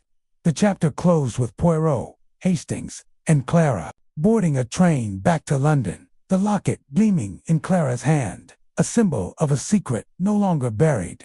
Chapter 8. The Heir's Shadow. The train to Devon rattled through the English countryside, its rhythmic clatter a counterpoint to Hercule Poirot's restless thoughts. The little Belgian detective sat alone in his compartment, his gloved fingers tapping lightly on the polished armrest. Outside, rolling hills blurred into a patchwork of green and gold. But Poirot's attention was fixed on the slim dossier resting on his lap. Within it were the adoption records he had painstakingly unearthed in London, each page a whisper of a secret that Agatha Christie had guarded with her life. The possibility of a hidden child, a daughter, perhaps born in the shadow of Christie's 1926 disappearance, had set his little gray cells ablaze. Poirot adjusted his spectacles, rereading the key document, a faded adoption certificate from 1927, listing a girl named Clara, placed with a modest family in Devon. The mother's name was obscured, replaced by a pseudonym that matched the one Christie had used in Harrogate. The connection was tantalizing, but Poirot knew better than to leap to conclusions. The truth, he murmured to himself, is like a delicate flower. It must be coaxed into bloom, not torn from the earth. He closed the dossier, his mind Already charting the path ahead, the train slowed as it approached the sleepy village of Ashburton, nestled in the heart of Dartmoor. Poirot disembarked, his polished shoes sinking slightly into the platform's gravel. The air was crisp, carrying the scent of heather and damp earth. A local taxi driver, a wiry man with a weathered cap, greeted him with a nod. "To Willow Cottage, Monsieur Poirot instructed, his voice precise. The driver raised an eyebrow, but said nothing, steering the car along narrow lanes flanked by stone walls and ancient oaks. Willow Cottage was a modest affair, half hidden behind a curtain of ivy and wild roses. Its thatched roof sagged gently, and the windows gleamed with a quiet defiance against the encroaching wilderness. Poirot paid the driver and approached the gate, his cane tapping rhythmically. A brass plaque, barely legible, read C. Langley, artist. This, then, was Clara, the reclusive painter whose life might hold the key to Christie's enigma. He knocked, and after a long pause, the door creaked open. A woman stood before him, perhaps in her late 40s, her auburn hair streaked with silver and tied loosely at her nape. Her eyes, a striking hazel, held a guarded curiosity. She wore a smock dappled with paint ochre, indigo, and crimson, and her fingers were smudged with charcoal. "Yes," she said, her voice low and cautious. "Mademoiselle Langley, I presume." Poirot bowed slightly, his mustache twitching into a polite smile. "I am Hercule Poirot, a detective of some repute. I have come to speak with you about a matter of great delicacy." Clara's expression tightened, her hand lingering on the doorframe. "I don't often receive visitors, Mr. Poirot. What brings you to my door?" "A question of lineage," he replied, his tone gentle but firm. "And a manuscript that may connect you to a woman of remarkable talent, a writer whose name is known to the world." Her eyes flickered, a spark of recognition, or perhaps fear. "You'd better come in," she said at last, stepping aside. The cottage's interior was a kaleidoscope of color and chaos. Canvases leaned against every wall, some vibrant with landscapes of Dartmoor's tours, others dark with abstract swirls that seemed to pulse with unspoken emotion.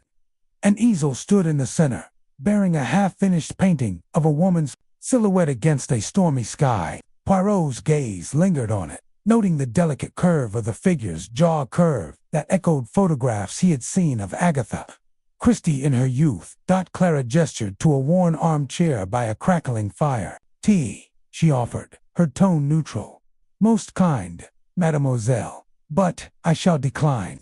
My purpose is urgent, and I do not wish to impose." He settled into the chair, his posture impeccable. "I have reason to believe you may be connected to Agatha Christie, the author, a connection that was, perhaps, kept secret for reasons I seek to understand." Clara froze, her hand hovering over a teapot. "That's a bold claim," she said, turning to face him. "What evidence do you have?" Poirot opened his dossier, extracting the adoption certificate. "This document, from 1927, lists a child named Clara, adopted by a family in Ashburton. The mother's name is a pseudonym, one used by Madame Christie during her disappearance in 1926. There are other clues: letter, a locket, a manuscript all, pointing to a child she may have wished to protect." Clara's face paled, but she recovered quickly, folding her arms. "You're chasing shadows, Mr. Poirot. I'm an artist, not a mystery. My parents were simple folk, a farmer and a seamstress. They raised me here, in this village. I have no grand secrets." Poirot tilted his head, his eyes gleaming with quiet intensity. "And yet, mademoiselle, your manner betrays you. The way you hold your head, the cadence of your speech, it is not unlike hers. And this," he gestured to the painting on the easel, "bears a resemblance to a woman whose image I have studied closely. Tell me, do you possess any heirloom, perhaps a trinket or book, that might connect you to this past?" Clara hesitated, her fingers twisting a silver ring on her hand. "You're observant," she said softly, "but you're wrong to think I'm hiding some grand truth. My life is my work, my paintings.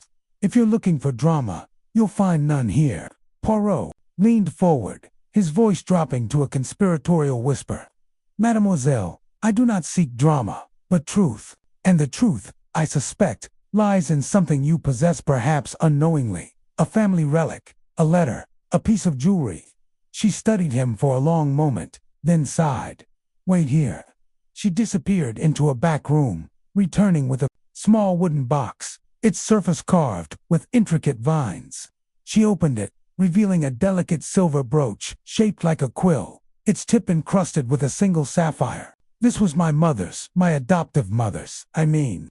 She said it came with me when I was adopted. I've always cherished it, but I don't know its origins.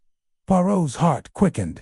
He donned a pair of white gloves from his pocket and carefully lifted the brooch, turning it to catch the firelight. The sapphire gleamed, and on the underside, he spotted faint initials. AC. His mind raced, recalling the letter from Chapter 7, which had hinted at a child and bore Christie's unmistakable script. This, mademoiselle, he said, is no ordinary trinket. It is a clue, a beacon in the fog of mystery. Clara frowned, her skepticism wavering. A clue to what? You think this proves I'm Agatha Christie's daughter? Not proof, not yet, Poirot admitted, placing the brooch back in the box. But a thread in a tapestry I am weaving. Tell me, have you ever received strange visitors? Perhaps someone inquiring about your past? Clara's eyes darkened. Once, years ago, a man came, claiming to be a historian. He asked about my adoption, said he was researching local families. I told him nothing. He made me uneasy. He left a card, but I threw it away. Poirot's mustache twitched. Pity, mademoiselle. That card might have named a member of the Order of the Quill, a group I believe sought to silence Madame Christie's secret. The Order of the Quill. Clara's voice sharpened. What is that? A society, Poirot said gravely, that guards the secrets of the powerful. I suspect they knew of your existence and wished to keep it hidden. But let us focus on the present. May I examine your home further? There may be other clues, hidden even from you. Clara hesitated, then nodded. If it puts this nonsense to rest, fine. Look around, but don't expect to find anything.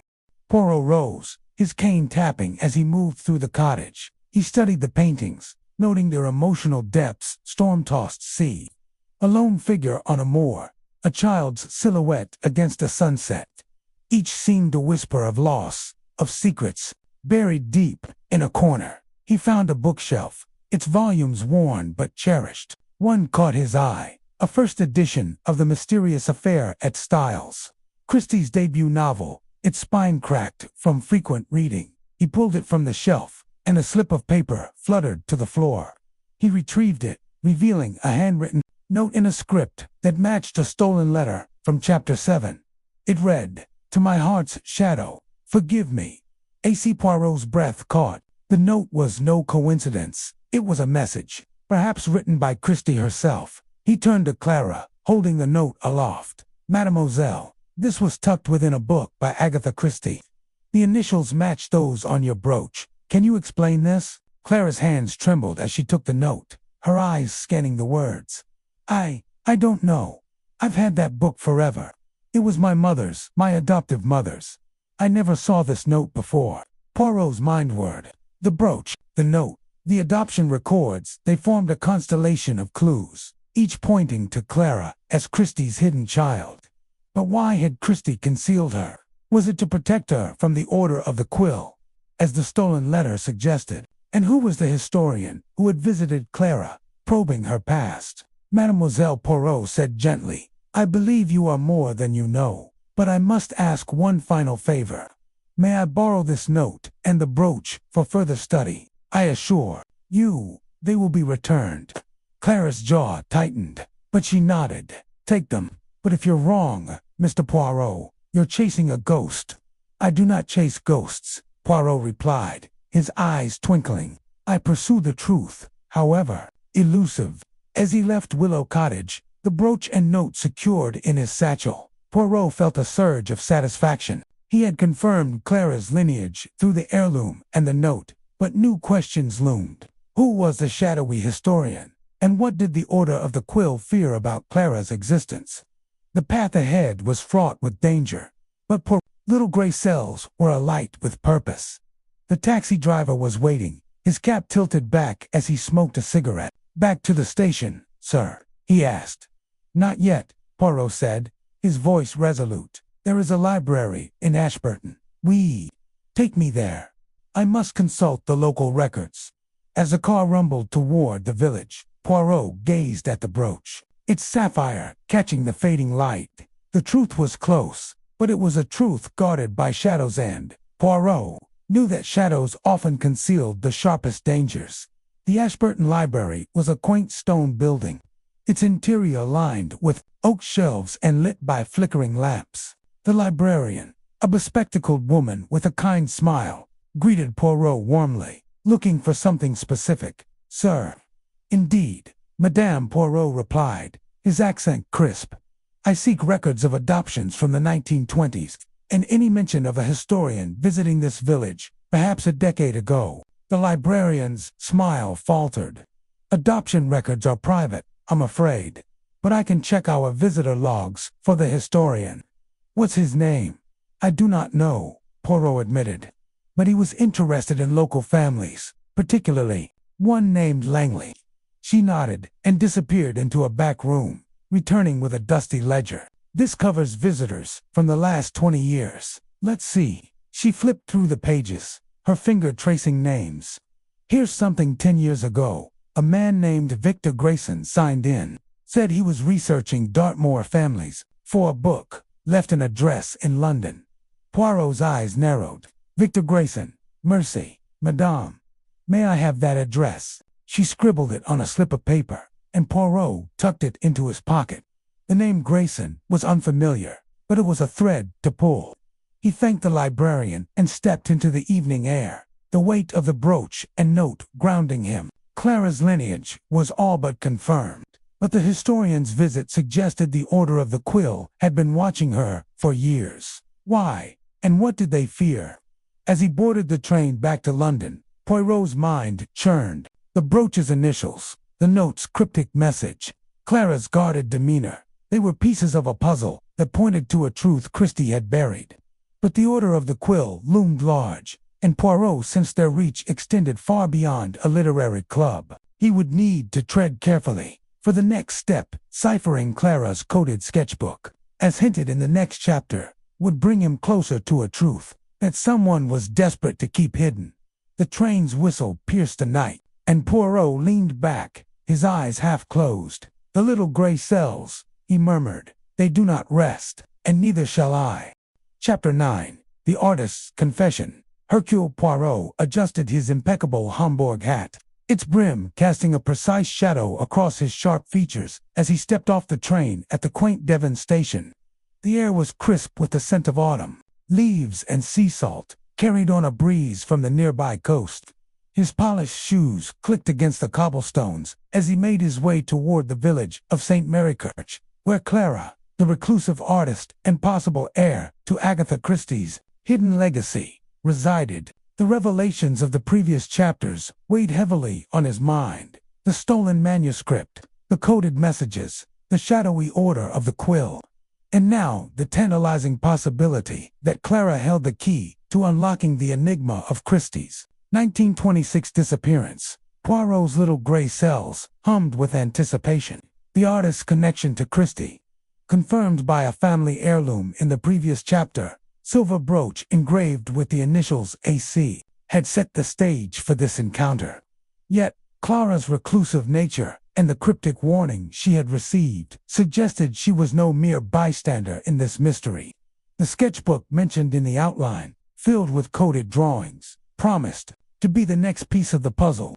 Poirot's task was clear: to coax the truth from Clara, without alerting the unseen forces that seemed to shadow her every move. The village was a postcard of rural charm, with ivy-clad cottages and a church, spire piercing the overcast sky. Poirot followed a winding lane to Clara's home, a modest stone cottage perched on a hill overlooking the sea. The garden was overgrown with wild roses, their thorns snagging at his coat as he approached the weathered door. He knocked thrice, the sound echoing in the stillness. Moments later, the door creaked open, revealing a woman in her late 50s. Her auburn hair streaked with silver and tied loosely at her nape. Her eyes, a piercing hazel, studied him with a mix of curiosity and wariness. "Monsieur Poirot, I presume." Clara's voice was low, with a trace of an accent that suggested years spent abroad. "I received your letter. You're here about her." "Oui, Mademoiselle Poirot," replied, bowing slightly. "I am Hercule Poirot, and I seek the truth about a matter most delicate, one that concerns Madame Agatha Christie and, perhaps, yourself." Clara's expression tightened, but she stepped aside, gesturing for him to enter. The interior was a study in contrasts. The walls were adorned with vibrant oil paintings of stormy seas and shadowed forests. Yet the furniture was sparse, almost ascetic. A easel stood in the corner, a half-finished canvas depicting a woman in a 1920s cloche hat, her face obscured by shadow. Poirot's eyes lingered on it, noting the meticulous brushstrokes that hinted at both skill and secrecy. "Tea," Clara offered, her tone polite but guarded. She moved to a small kitchenette, where a kettle already simmered. "Merci, mademoiselle. A cup would be most welcome." Poirot settled into a worn armchair, his posture impeccable despite the chair's lack of elegance. "Your work," he gestured to the paintings. "It speaks of a soul that sees much yet reveals little. I wonder if this is a trait inherited, perhaps." Clara's hand paused over the teapot, her fingers trembling slightly. "You're direct, monsieur. Most people in this village think I'm just a hermit with a paintbrush." "What do you think I am?" Poirot smiled, his mustache twitching. "I think, Mademoiselle Clara, that you are a woman with a story. One that may illuminate a mystery that has puzzled many for decades. I have seen a brooch engraved with initials that suggest a connection to a certain authoress, and I have reason to believe you know more than you have shared." Clara set 2 chipped teacups on the table, her movements deliberate. "You've done your homework. That brooch, it was my mother's, or so I was told. I never knew her, not really. I was raised by a couple in Devon, kind but distant. They gave me the brooch when I turned 18, said it was all I had of my real family." Poirot sipped his tea, noting its faint bitterness, a local blend, perhaps. "And yet, you suspected a connection to Madame Christie, did you not? Why else would you guard your solitude so fiercely?" Clara's eyes flickered to the window, where the sea churned under a darkening sky. "I was warned, years ago. A man came to me, dressed in a fine suit, but his eyes were cold. He said if I ever spoke of my origins or dug into my past, I'd regret it. He mentioned a society. I didn't ask questions. I just painted, kept my head down." Poirot's fingers steepled beneath his chin. "This man," he spoke of the order, of the quill, perhaps. Clara's cup clattered against its saucer. "How do you know that name, mon ami? I have made it my business to know many things. This order, they guard secrets, yes, secrets that may involve Madame Christie's disappearance in 1926. I believe you hold a piece of this Pazula sketchbook, perhaps." Clara rose abruptly, crossing to a wooden chest beneath one of her paintings. She hesitated, then unlocked it with a key from her pocket. From within, she retrieved the leather-bound sketchbook, its edges worn and stained. She placed it on the table before Poirot, her hands lingering, as if reluctant to let it go. "This was my mother's," she said softly, "or so I believe. I found it among her things after the couple who raised me passed away. The drawings, they're strange, not just art, there's something hidden in them." Poirot opened the sketchbook with care, his gloved fingers turning the pages. The drawings were intricate, landscapes, portraits, and abstract patterns, all rendered in charcoal and ink. One sketch caught his eye, a detailed depiction of a country estate, its windows glowing with an eerie light. Beside it, a series of geometric shapes formed a pattern that seemed deliberate, almost mathematical. "These are not mere sketches," Poirot murmured. "They are a cipher, a code. Tell me, mademoiselle, have you ever tried to decipher them?" Clara shook her head. "I'm an artist, not a code breaker. I thought they were just her way of processing something. But after that man's warning, I kept them hidden. I didn't want trouble." Poirot's eyes gleamed. "Trouble, mademoiselle, has a way of finding those who hold the truth. Permit me to examine this further. My little gray cells, they are most adept at unraveling such mysteries. For the next hour, Poirot pored over the sketchbook, his mind racing as he identified patterns within the drawings. The geometric shapes, triangles, circles, and lines formed a sequence that, when paired with the estate's sketch, suggested a map. He cross-referenced the shapes with a pocket almanac, noting their alignment with constellations visible in Devon. During the 1920s, the estate, he deduced, was not a fiction, but a real place, its location encoded in the stars. "Mademoiselle Clara," he said at last, "this sketchbook is a guide. The estate depicted here, it exists, does it not? And these shapes, they point to its precise location, a place of significance to Madame Christie." Clara's face paled. "There's an old estate, about 10 miles from here. It's abandoned now, but people say it was owned by a wealthy family in the 20s. I've never gone there. It felt wrong." Poirot nodded, his mind already mapping the next steps. "This estate, it may hold the answers we seek. But I must ask, mademoiselle, why did you not destroy this sketchbook if you feared its secrets?"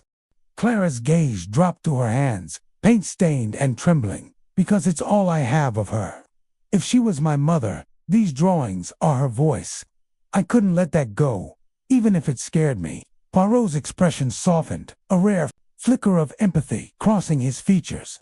"Courage, mademoiselle, is not the absence of fear, but the act of facing it. You have shown courage by keeping this, and now, by sharing it with Hercule Poirot. Together, we shall uncover the truth."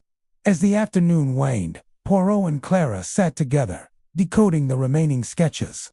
One drawing depicted a locket, its design matching the one Poirot would later find in Chapter 10. Another showed a woman, Agatha Christie, perhaps standing at a crossroads, her face obscured but her posture resolute. The final sketch was a simple circle, bisected by a line, with a single word scrawled beneath it. Truth. By dusk, Poirot had cracked the code. The geometric shapes, when overlaid on a map of Devon, pointed to specific coordinates in a estate, known as Blackthorn Manor, abandoned since the 1930s. The word truth suggested that Christie had hidden something there, a secret she entrusted to her art. As Poirot prepared to leave, Clara grabbed his arm. "Monsieur, if you go to Blackthorn, be careful. That man who warned me, he wasn't alone. I've seen others watching the village, strangers who don't belong." Poirot's mustache twitched. "Fear not, mademoiselle. Hercule Poirot is not so easily deterred. But I advise you to remain vigilant. Speak to no one of this until I return." Clara nodded, her eyes reflecting both fear and resolve. "I trust you, monsieur. Find her truth for both of us." Poirot tipped his hat and stepped into the gathering dusk. The sketchbook tucked securely under his arm. The coordinates burned in his mind. A beacon leading him to Blackthorn Manor. The chapter closed with Poirot's satisfaction in deciphering the code. But a shadow lingered, the sense of danger Clara had warned of, and the weight of a secret that had driven Agatha Christie to vanish all those years ago. The journey to this point had been one of meticulous deduction, each clue building upon the last. Poirot's encounter with Clara had revealed not only the sketchbook, but also her own guarded connection to the mystery. The coded drawings, with their celestial alignments and hidden coordinates, were a testament to Christie's ingenuity, a puzzle worthy of her greatest detective. Yet, the threat of the Order of the Quill loomed larger now, their presence in Clara's warnings a reminder that Poirot's pursuit of truth was not without peril. As he boarded the evening train back to the station, Poirot's thoughts turned to Blackthorn Manor. The estate, with its abandoned library and hidden compartments, awaited him in the next chapter. The locket, the ambush, and the deepening conspiracy of the Order were on the horizon. But for now, Poirot allowed himself a moment of satisfaction. He had won Clara's trust, decoded her mother's sketches, and set the stage for the next revelation. The little gray cells, as always, were triumphant, but the game was far from over. Chapter 10. The Estate of Secrets. The autumn air bit at Hercule Poirot's fingertips as he stepped from the hired car onto the gravel drive of Whodunit Manor, a sprawling estate nestled in the heart of the Yorkshire moors. The manor loomed before its gray stone facade, cloaked in ivy, its windows dark and uninviting, like eyes guarding secrets. The coordinates from Clara's sketchbook had led him here, to this forgotten relic of grandeur, and Poirot's little gray cells hummed with anticipation. The locket, the order of the quill, Agatha Christie's hidden truth, all threads converged on this desolate place. Yet, as the wind whispered through the barren trees, a prickle of unease stirred in Poirot's meticulous mind. This was no ordinary investigation. Danger, he sensed, lurked within these walls. He adjusted his Homburg hat, smoothed his impeccably tailored coat, and gripped his silver-tipped cane. The driver, a taciturn man with a weathered face, lingered by the car, eyeing the manor warily. "You sure you want to go in alone, sir?" he asked, his Yorkshire accent thick with concern. "Place looks cursed. Been empty for years." Poirot's mustache twitched in a faint smile. "Cursed, mon ami? None. It is merely neglected, and Hercule Poirot does not fear shadows. He illuminates them." With a nod, he dismissed the driver, who hesitated before retreating to the safety of his vehicle. The car's engine rumbled to life, and soon Poirot stood alone, the crunch of gravel fading into silence. The manor's iron gates creaked as he pushed them open, their hinges protesting years of disuse. The path to the front door wound through overgrown gardens, where roses, long untended, had grown wild, their thorns snagging at his trousers.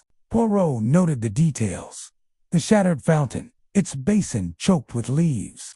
The faint outline of a carriage track, now reclaimed by weeds.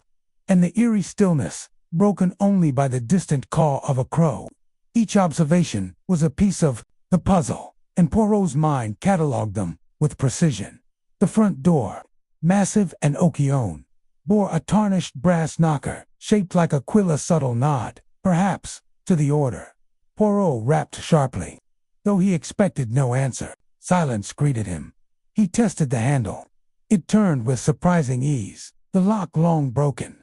With a cautious push, the door groaned open, revealing a cavernous hall shrouded in dust.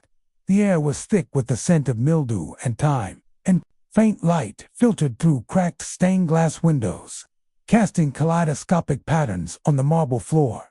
Poirot stepped inside, his cane tapping rhythmically as he surveyed the scene. A grand staircase spiraled upward, its banister draped in cobwebs. Portraits lined the walls, their subjects' eyes following him with faded, accusatory stares.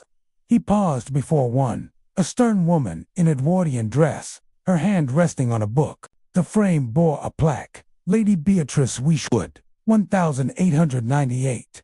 The name stirred a memory. Clara's sketchbook had mentioned a Beatrice in passing, a figure tied to the order's origins.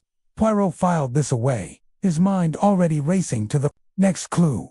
The manuscript, Clara's coded drawings, and now this estate old, pointed to a library. Christie's own words in the stolen manuscript had described a sanctuary of secrets, a place where truths were hidden in plain sight. Poirot's instincts guided him down a corridor to the left, where a set of double doors, carved with intricate vines, stood ajar. He pushed them open and entered the library. The room was a bibliophile's dream and a detective's treasure trove. Shelves towered to the ceiling, packed with leather-bound volumes, their spines cracked but intact. A massive oak table dominated the center, strewn with papers, inkwells, and a single candelabrum. Its candles long burned to stubs. Dust motes danced in the slivers of light piercing the boarded windows. Poirot's heart quickened. This was no ordinary library, it was a vault of knowledge, and somewhere within lay the answers he sought. He began his methodical search, gloved hands tracing the shelves, his eyes scanning for anomalies. The books were eclectic, rare first editions of Dickens, philosophical treatises by Kant, and obscure occult texts in Latin. But one section caught his attention, a shelf of Agatha Christie's own works.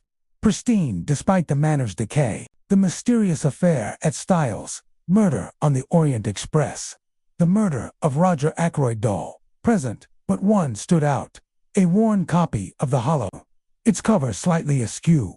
Poirot's fingers brushed the spine, and he felt a faint click. The book didn't pull free. Instead, the entire shelf shifted, revealing a hidden compartment. His pulse quickened, but he maintained his composure.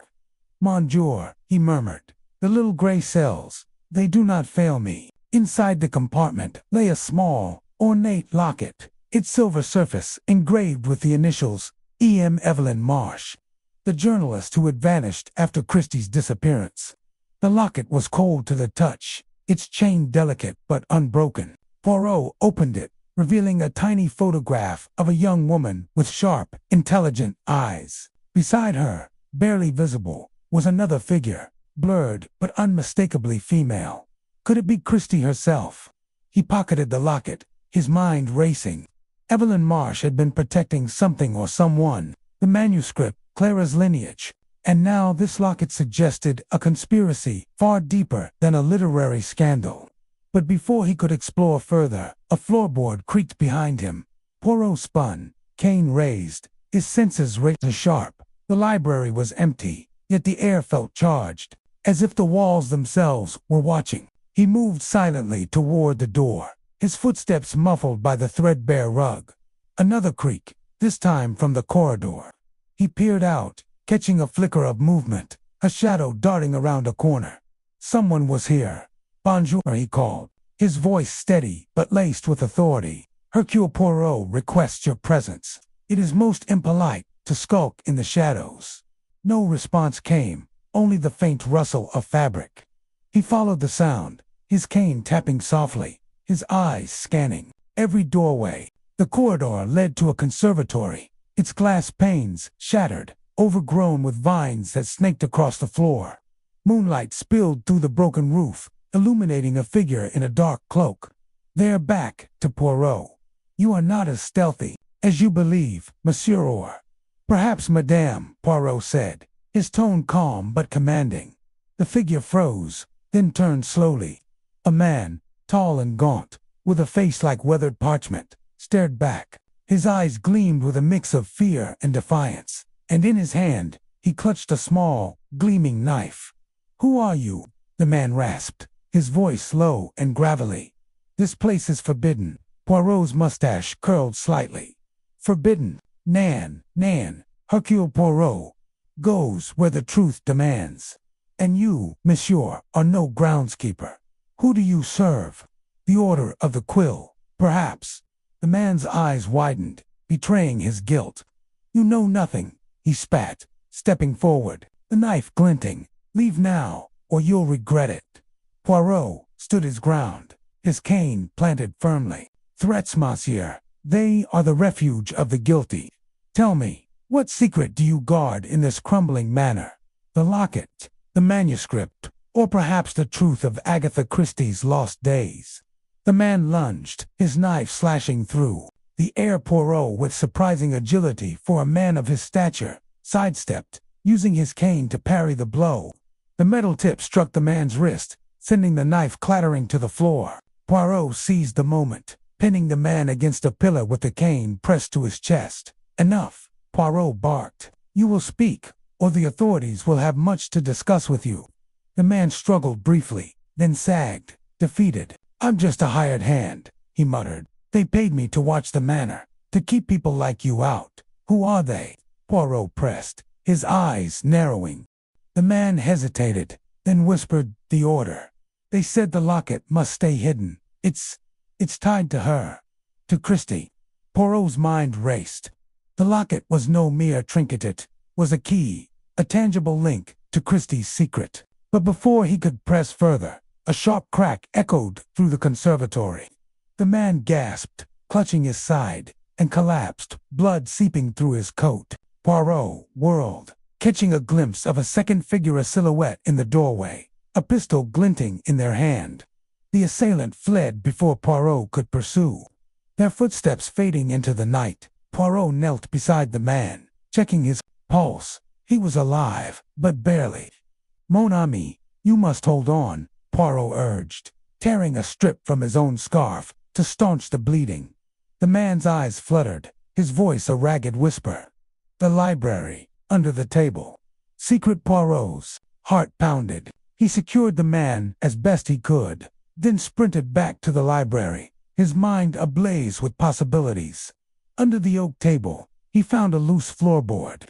Prying it open, he discovered a small leather pouch containing a single sheet of letter written in Christie's unmistakable hand. It read, "To whom it may concern, the truth of my absence lies not in shame, but in protection." Evelyn knew, and for that, she paid a price. "Guard the locket, for it holds the heart of my secret." A.C. Poirot's breath caught.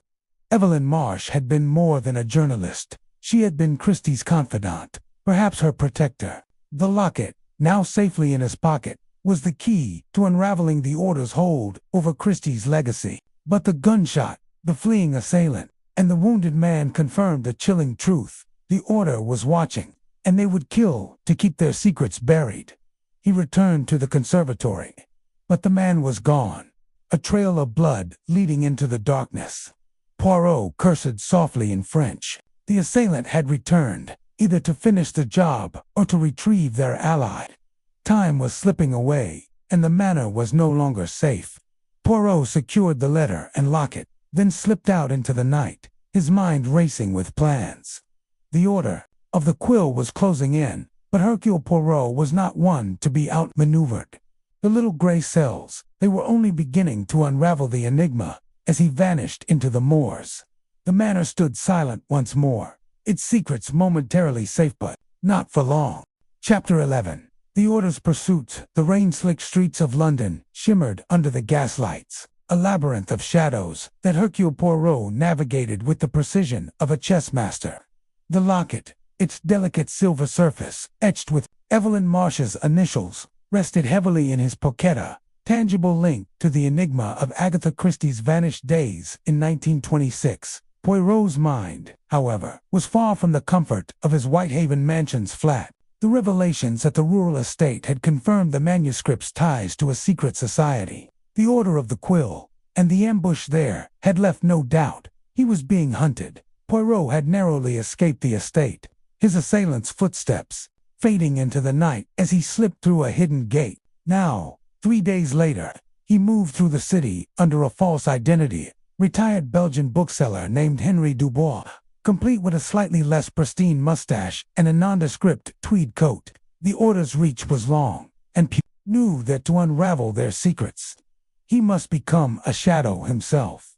His destination was a small, dimly lit pub in Whitechapel, the sort of place where secrets were traded over pints of ale. Captain Hastings, ever loyal, had gone ahead to secure a private booth, his face now adorned with a hastily applied false beard that made him look more like a disgruntled fisherman than a military man.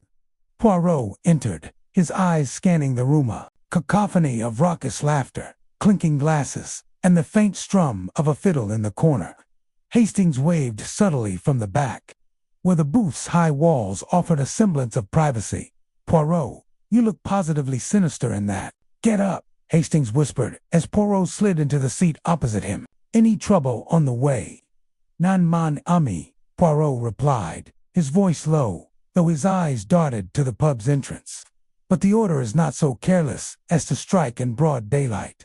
They prefer the dark, and we must be vigilant. The locket is our key, but also our danger." Hastings leaned forward, his false beard itching visibly. "You're certain it's Marsh's, and that it connects to this Order of the Quill business?"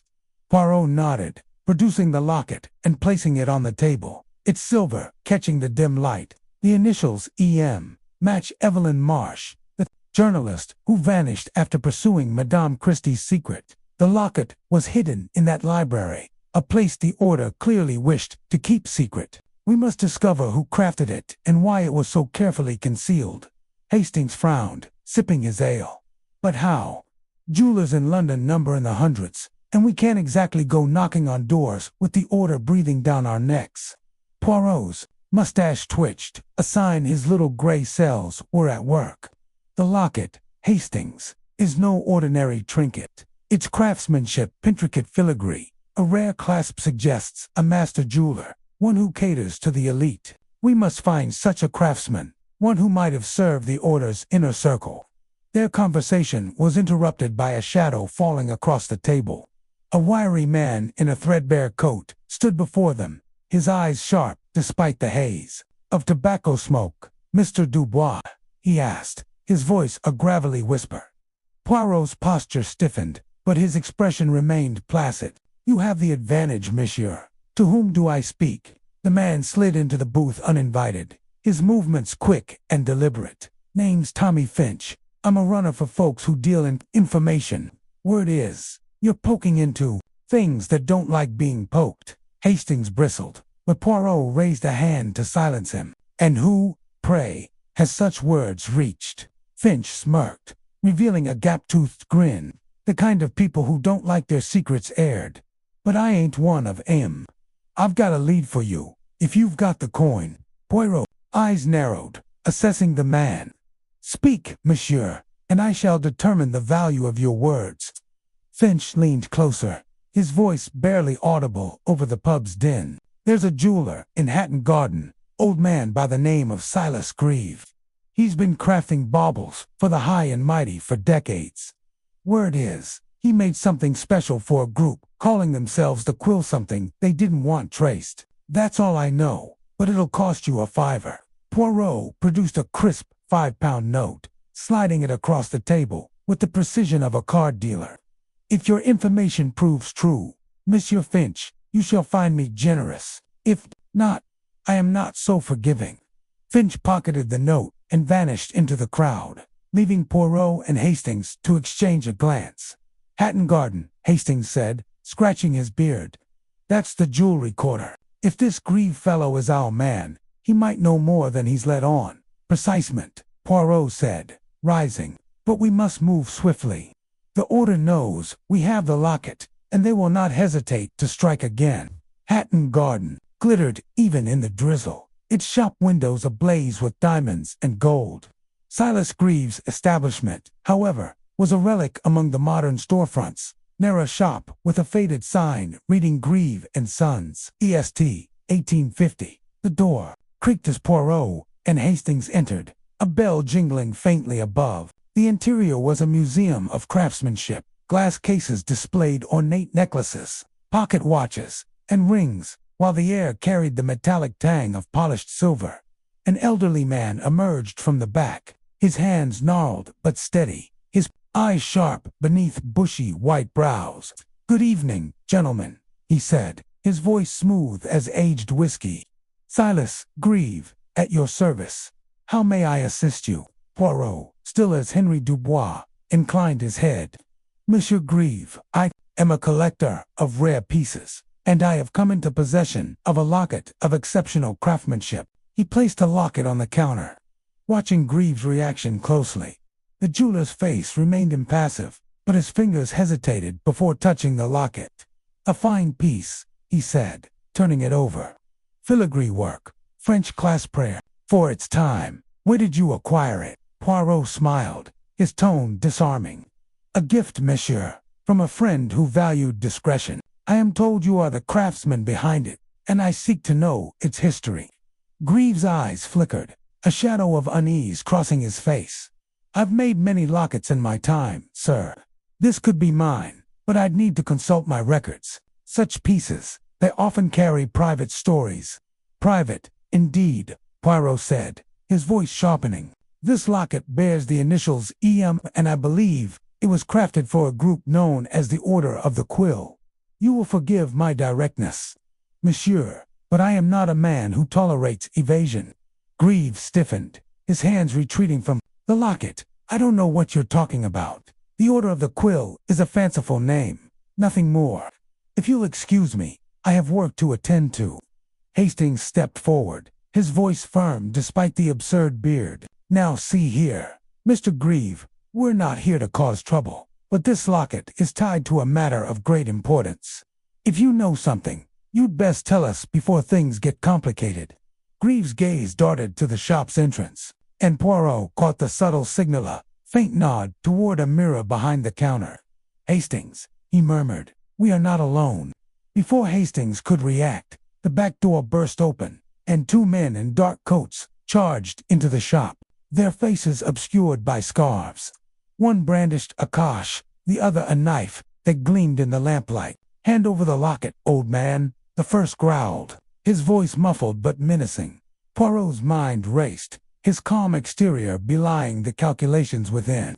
"Messieurs," he said, raising his hands, "there is no need for violence. The locket is here, but surely you wish to know why it matters so much to your masters."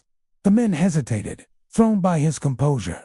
Grieve, however, seized the moment. Slipping behind the counter and pressing a hidden button, a panel in the wall slid open, revealing a narrow staircase.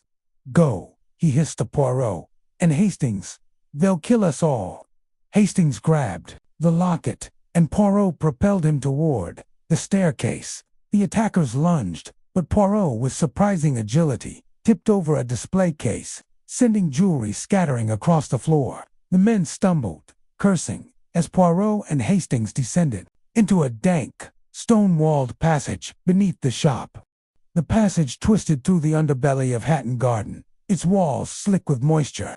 Behind them, footsteps echoed, growing closer. "Poirot," Hastings panted, "this is madness. Who are these people?"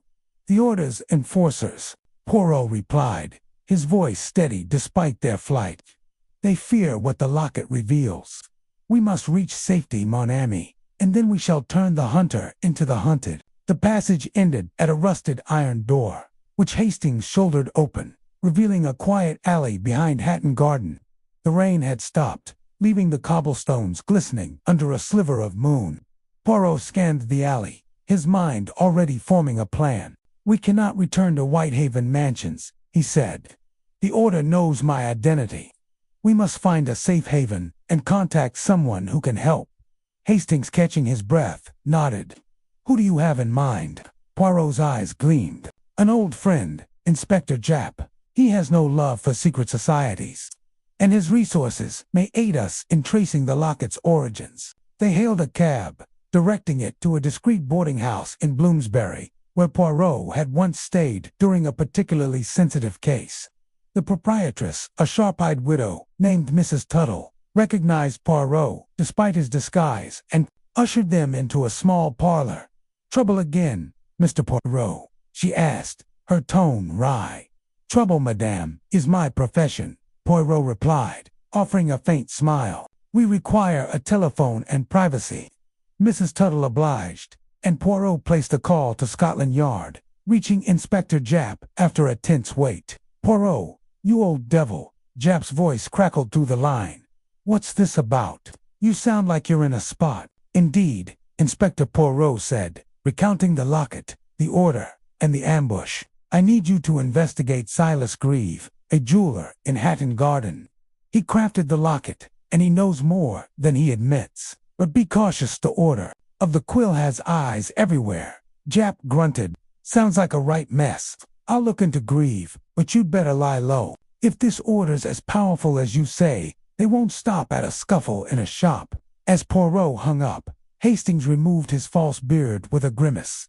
"What now, Poirot? We've got the locket, but we're no closer to knowing what it means." "Patience, mon ami," Poirot said, examining the locket once more. He pressed a clasp, and to his surprise, it sprang open, revealing a tiny, folded scrap of paper inside. Unfolding it, he found a sequence of numbers. 51.5074, -0.1278, on coordinates Hastings, he said, his voice alight with triumph. "This is no mere locket. It is a map." "A map," Hastings echoed. "To where?" Poirot's eyes narrowed, his mind already tracing the coordinates. "To London, mon ami. These are the coordinates of a place within this very city. Tomorrow, we shall find it, and with it, the next piece of Madame Christie's Enigma." The chapter closed with Poirot and Hastings, safe for the moment, the locket's secret revealed as a set of coordinates. The Order's pursuit had been thwarted, but their shadow loomed large. Poirot felt a surge of satisfaction. He had identified Silas Grieve as a key figure and uncovered the locket's hidden message. Yet the danger was far from over, and the coordinates promised a new twist in the unraveling mystery of Agatha Christie's hidden truth.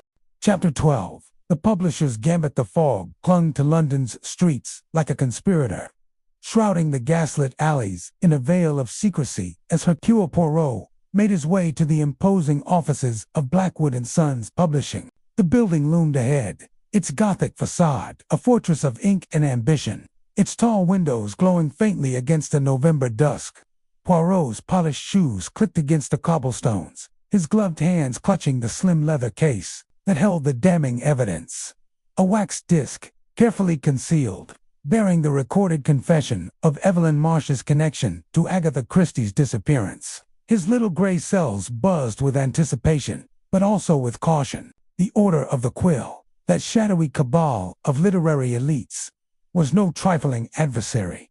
And their leader, Sir Reginald Blackwood, the titan of British publishing, was a man whose influence stretched like a spider's web across the city's intellectual circles. Poirot adjusted his Homburg hat, his mustache twitching as he considered the stakes. The manuscript, stolen from a private archive, had led him through a labyrinth of clues, from the coded guestbook in Harrogate to the locket in a rural estate, each revelation peeling back layers of a mystery tied to Agatha Christie's enigmatic 11 Days in 1926. The Order had suppressed her truth, a truth that hinted at a hidden child and a desperate flight from betrayal. Now Poirot stood on the precipice of confronting the man who had orchestrated this silence. Sir Reginald was no mere publisher. He was a puppeteer, pulling strings to protect the Order's secrets that included extortion, blackmail, and the erasure of Christie's most personal confession. The heavy oak door of Blackwood and Sons creaked open, and a young clerk, spectacles perched precariously on his nose, ushered Poirot into a marble-floored foyer. The air smelled of old paper and beeswax polish, a testament to the wealth that flowed through the publishing empire. "Sir Reginald is expecting you, Monsieur Poirot," the clerk said, his voice trembling slightly, as if he sensed the gravity of the visit. Poirot merely nodded, his eyes scanning the ornate carvings on the walls, quills and laurels intertwined, a subtle nod to the Order's insignia. The clerk led him up a grand staircase to a private office, its door adorned with a brass plaque engraved with Sir Reginald's name. Inside, the publisher sat behind a mahogany desk, his silver hair gleaming under the light of a Tiffany lamp. He was a man of 60, with sharp cheekbones and eyes that glinted like polished steel. His tailored suit spoke of wealth, but his posture, almost predatory, betrayed a man accustomed to control. "Monsieur Poirot," Sir Reginald said, rising with a smile that did not reach his eyes, "to what do I owe the pleasure of a visit from London's most celebrated detective?" Poirot inclined his head, his expression serene but his mind razor-sharp. "Monsieur Blackwood, it is not pleasure that brings me, but duty. The duty to uncover the truth, which I find is often buried beneath the weight of ambition." Sir Reginald's smile faltered, but he gestured to a leather chair. "Do sit. I'm intrigued. What truth do you seek in a humble publishing house?" Poirot sat, crossing one leg over the other, with deliberate grace. He placed the leather case on his lap, his fingers resting lightly on its clasp. "The truth, monsieur, concerns a manuscript, one written by Madame Agatha Christie, stolen from a private archive, and suppressed by those who feared its contents. I believe you know of it." The publisher's face remained impassive, but his fingers tightened around the fountain pen he held. "A manuscript. I publish hundreds each year. You'll need to be more specific." Poirot's eyes gleamed. "This one is unique. It tells of a disappearance, a betrayal, and a secret so profound that it threatened the very foundations of a certain society. The Order of the Quill, perhaps." The room seemed to grow colder, the air heavy with unspoken menace. Sir Reginald leaned back, steepling his fingers. "You tread on dangerous ground, Poirot. The Order, if it exists, is merely a literary club, a gathering of minds. You accuse without evidence." "Au contraire," Poirot said, his voice smooth as silk. He opened the leather case and produced a wax disc, holding it up so it caught the lamplight. "This, monsieur, is evidence, a recording, made most discreetly, of a conversation with a member of your order. It speaks of Madame Christie's manuscript, her disappearance, and the lengths to which your society went to silence her. Extortion, blackmail, perhaps even worse. Shall I play it for you?" Sir Reginald's composure cracked, a flicker of fear crossing his face before he masked it with a laugh. A recording. You think a mere disc will unravel decades of work. You're a clever man, Poirot, but you overestimate your reach. Poirot tilted his head, his mustache curling slightly. And you, monsieur, underestimate the power of the little gray cells. I have traced the manuscript from Harrogate to a cottage in Surrey, from a literary club to a rural estate. I have uncovered a locket, a letter, and a child Madame Christie sought to protect from your order's threats. Each piece fits, like a puzzle, and you, I believe, hold the final piece. The publisher rose, pacing to a window that overlooked the fog-choked street. You're a storyteller yourself, Poirot, but stories require proof. What do you want? To publish this so-called manuscript? To drag Christie's name through the mud?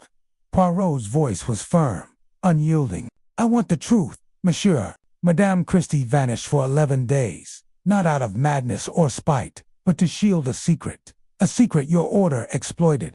You suppressed her manuscript, her confession, to protect your own interests. Admit it, and perhaps we may resolve this without further complications. Sir Reginald turned, his eyes narrowing. You're bold, I'll give you that. Very well, let's speak plainly.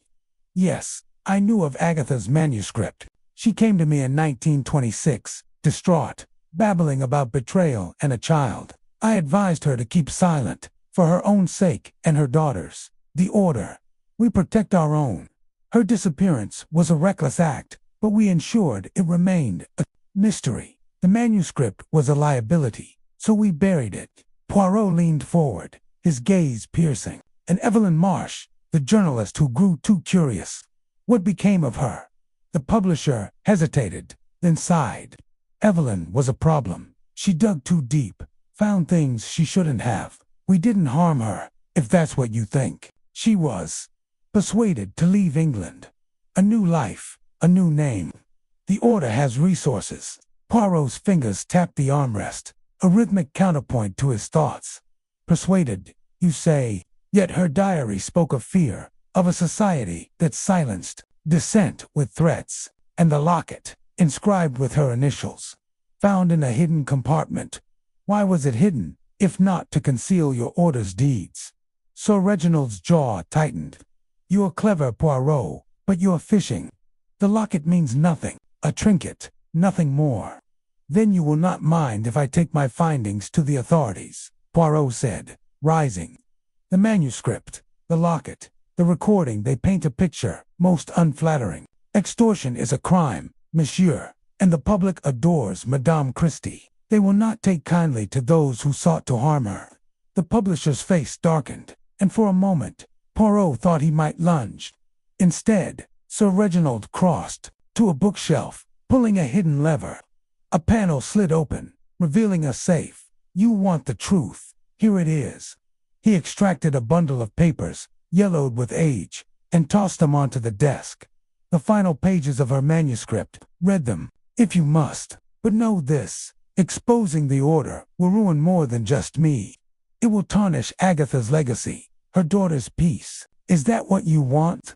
Poirot approached the desk, his eyes fixed on the papers. He lifted them carefully, noting the familiar handwriting Christie's own. The pages were dense with text, a continuation of the manuscript he'd received in that anonymous parcel. His heart quickened, but he maintained his composure. What I want, monsieur, is justice. For Madame Christie, for Evelyn Marsh, for the truth. You will not dissuade me with threats. Sir Reginald sank into his chair, defeated. Then you've won, Poirot. But be warned, the order is larger than you know. Expose me, and others will come for you. Poirot slipped the papers into his case, alongside the disc. Let them come. Hercule Poirot does not fear shadows. He turned to leave, then paused at the door. One last thing, monsieur. The child Clara. She is safe now, beyond your reach. Attempt to harm her, and you will find that my little gray cells are not so easily outwitted. As he descended the staircase, the clerk watching him with wide eyes, Poirot felt a surge of satisfaction. The confession was secured, the manuscript's final pages recovered. Yet, As he stepped into the fog, a chill settled over him. The Order of the Quill was wounded, but not vanquished. The final pages held Christie's truth, and with them, he could unravel the last threads of her enigma. But the game was not over, not yet. The following morning, Poirot sat in his modest flat at Whitehaven Mansions. The manuscript pages spread across his desk. The fog had lifted, and sunlight streamed through the window, illuminating the elegant loops of Agatha Christie's handwriting. Captain Hastings, ever loyal, sat across from him, nursing a cup of tea and looking thoroughly bewildered. "I say, Poirot, you've outdone yourself this time," Hastings said, scratching his head, confronting Blackwood in his own lair. "That's pluck, even for you." Poirot sipped his tisane, his eyes never leaving the pages. "Pluck, mon ami, is merely preparation, meeting opportunity. Sir Reginald believed he could intimidate me, but he underestimated the power of evidence and of persistence." Hastings leaned forward, peering at the papers. "So, what do those pages say? Is it really Christie's confession?" Poirot nodded, his expression grave. "Oui, Hastings. These are the missing pieces of the puzzle. Madame Christie wrote of her despair, her fear for her child Clara, whom she hid to protect from the Order's machinations. She speaks of Archie's betrayal, not merely of the heart, but of trust. For he had dealings with the Order, knowingly or not. Her disappearance was no mere breakdown. It was a calculated act to draw attention away from Clara, to ensure her safety." Hastings whistled softly. "Good Lord! And the Order suppressed this to protect their own skins. Precisely. They profited from secrets, from blackmail. Madame Christie's manuscript threatened to expose their network. By burying it, they preserved their power." "But what now, Poirot?" Hastings asked, setting down his tea. "You've got the confession, the pages. What's the next move?" Poirot's eyes gleamed with determination. "The next move, mon ami, is to bring the truth to light.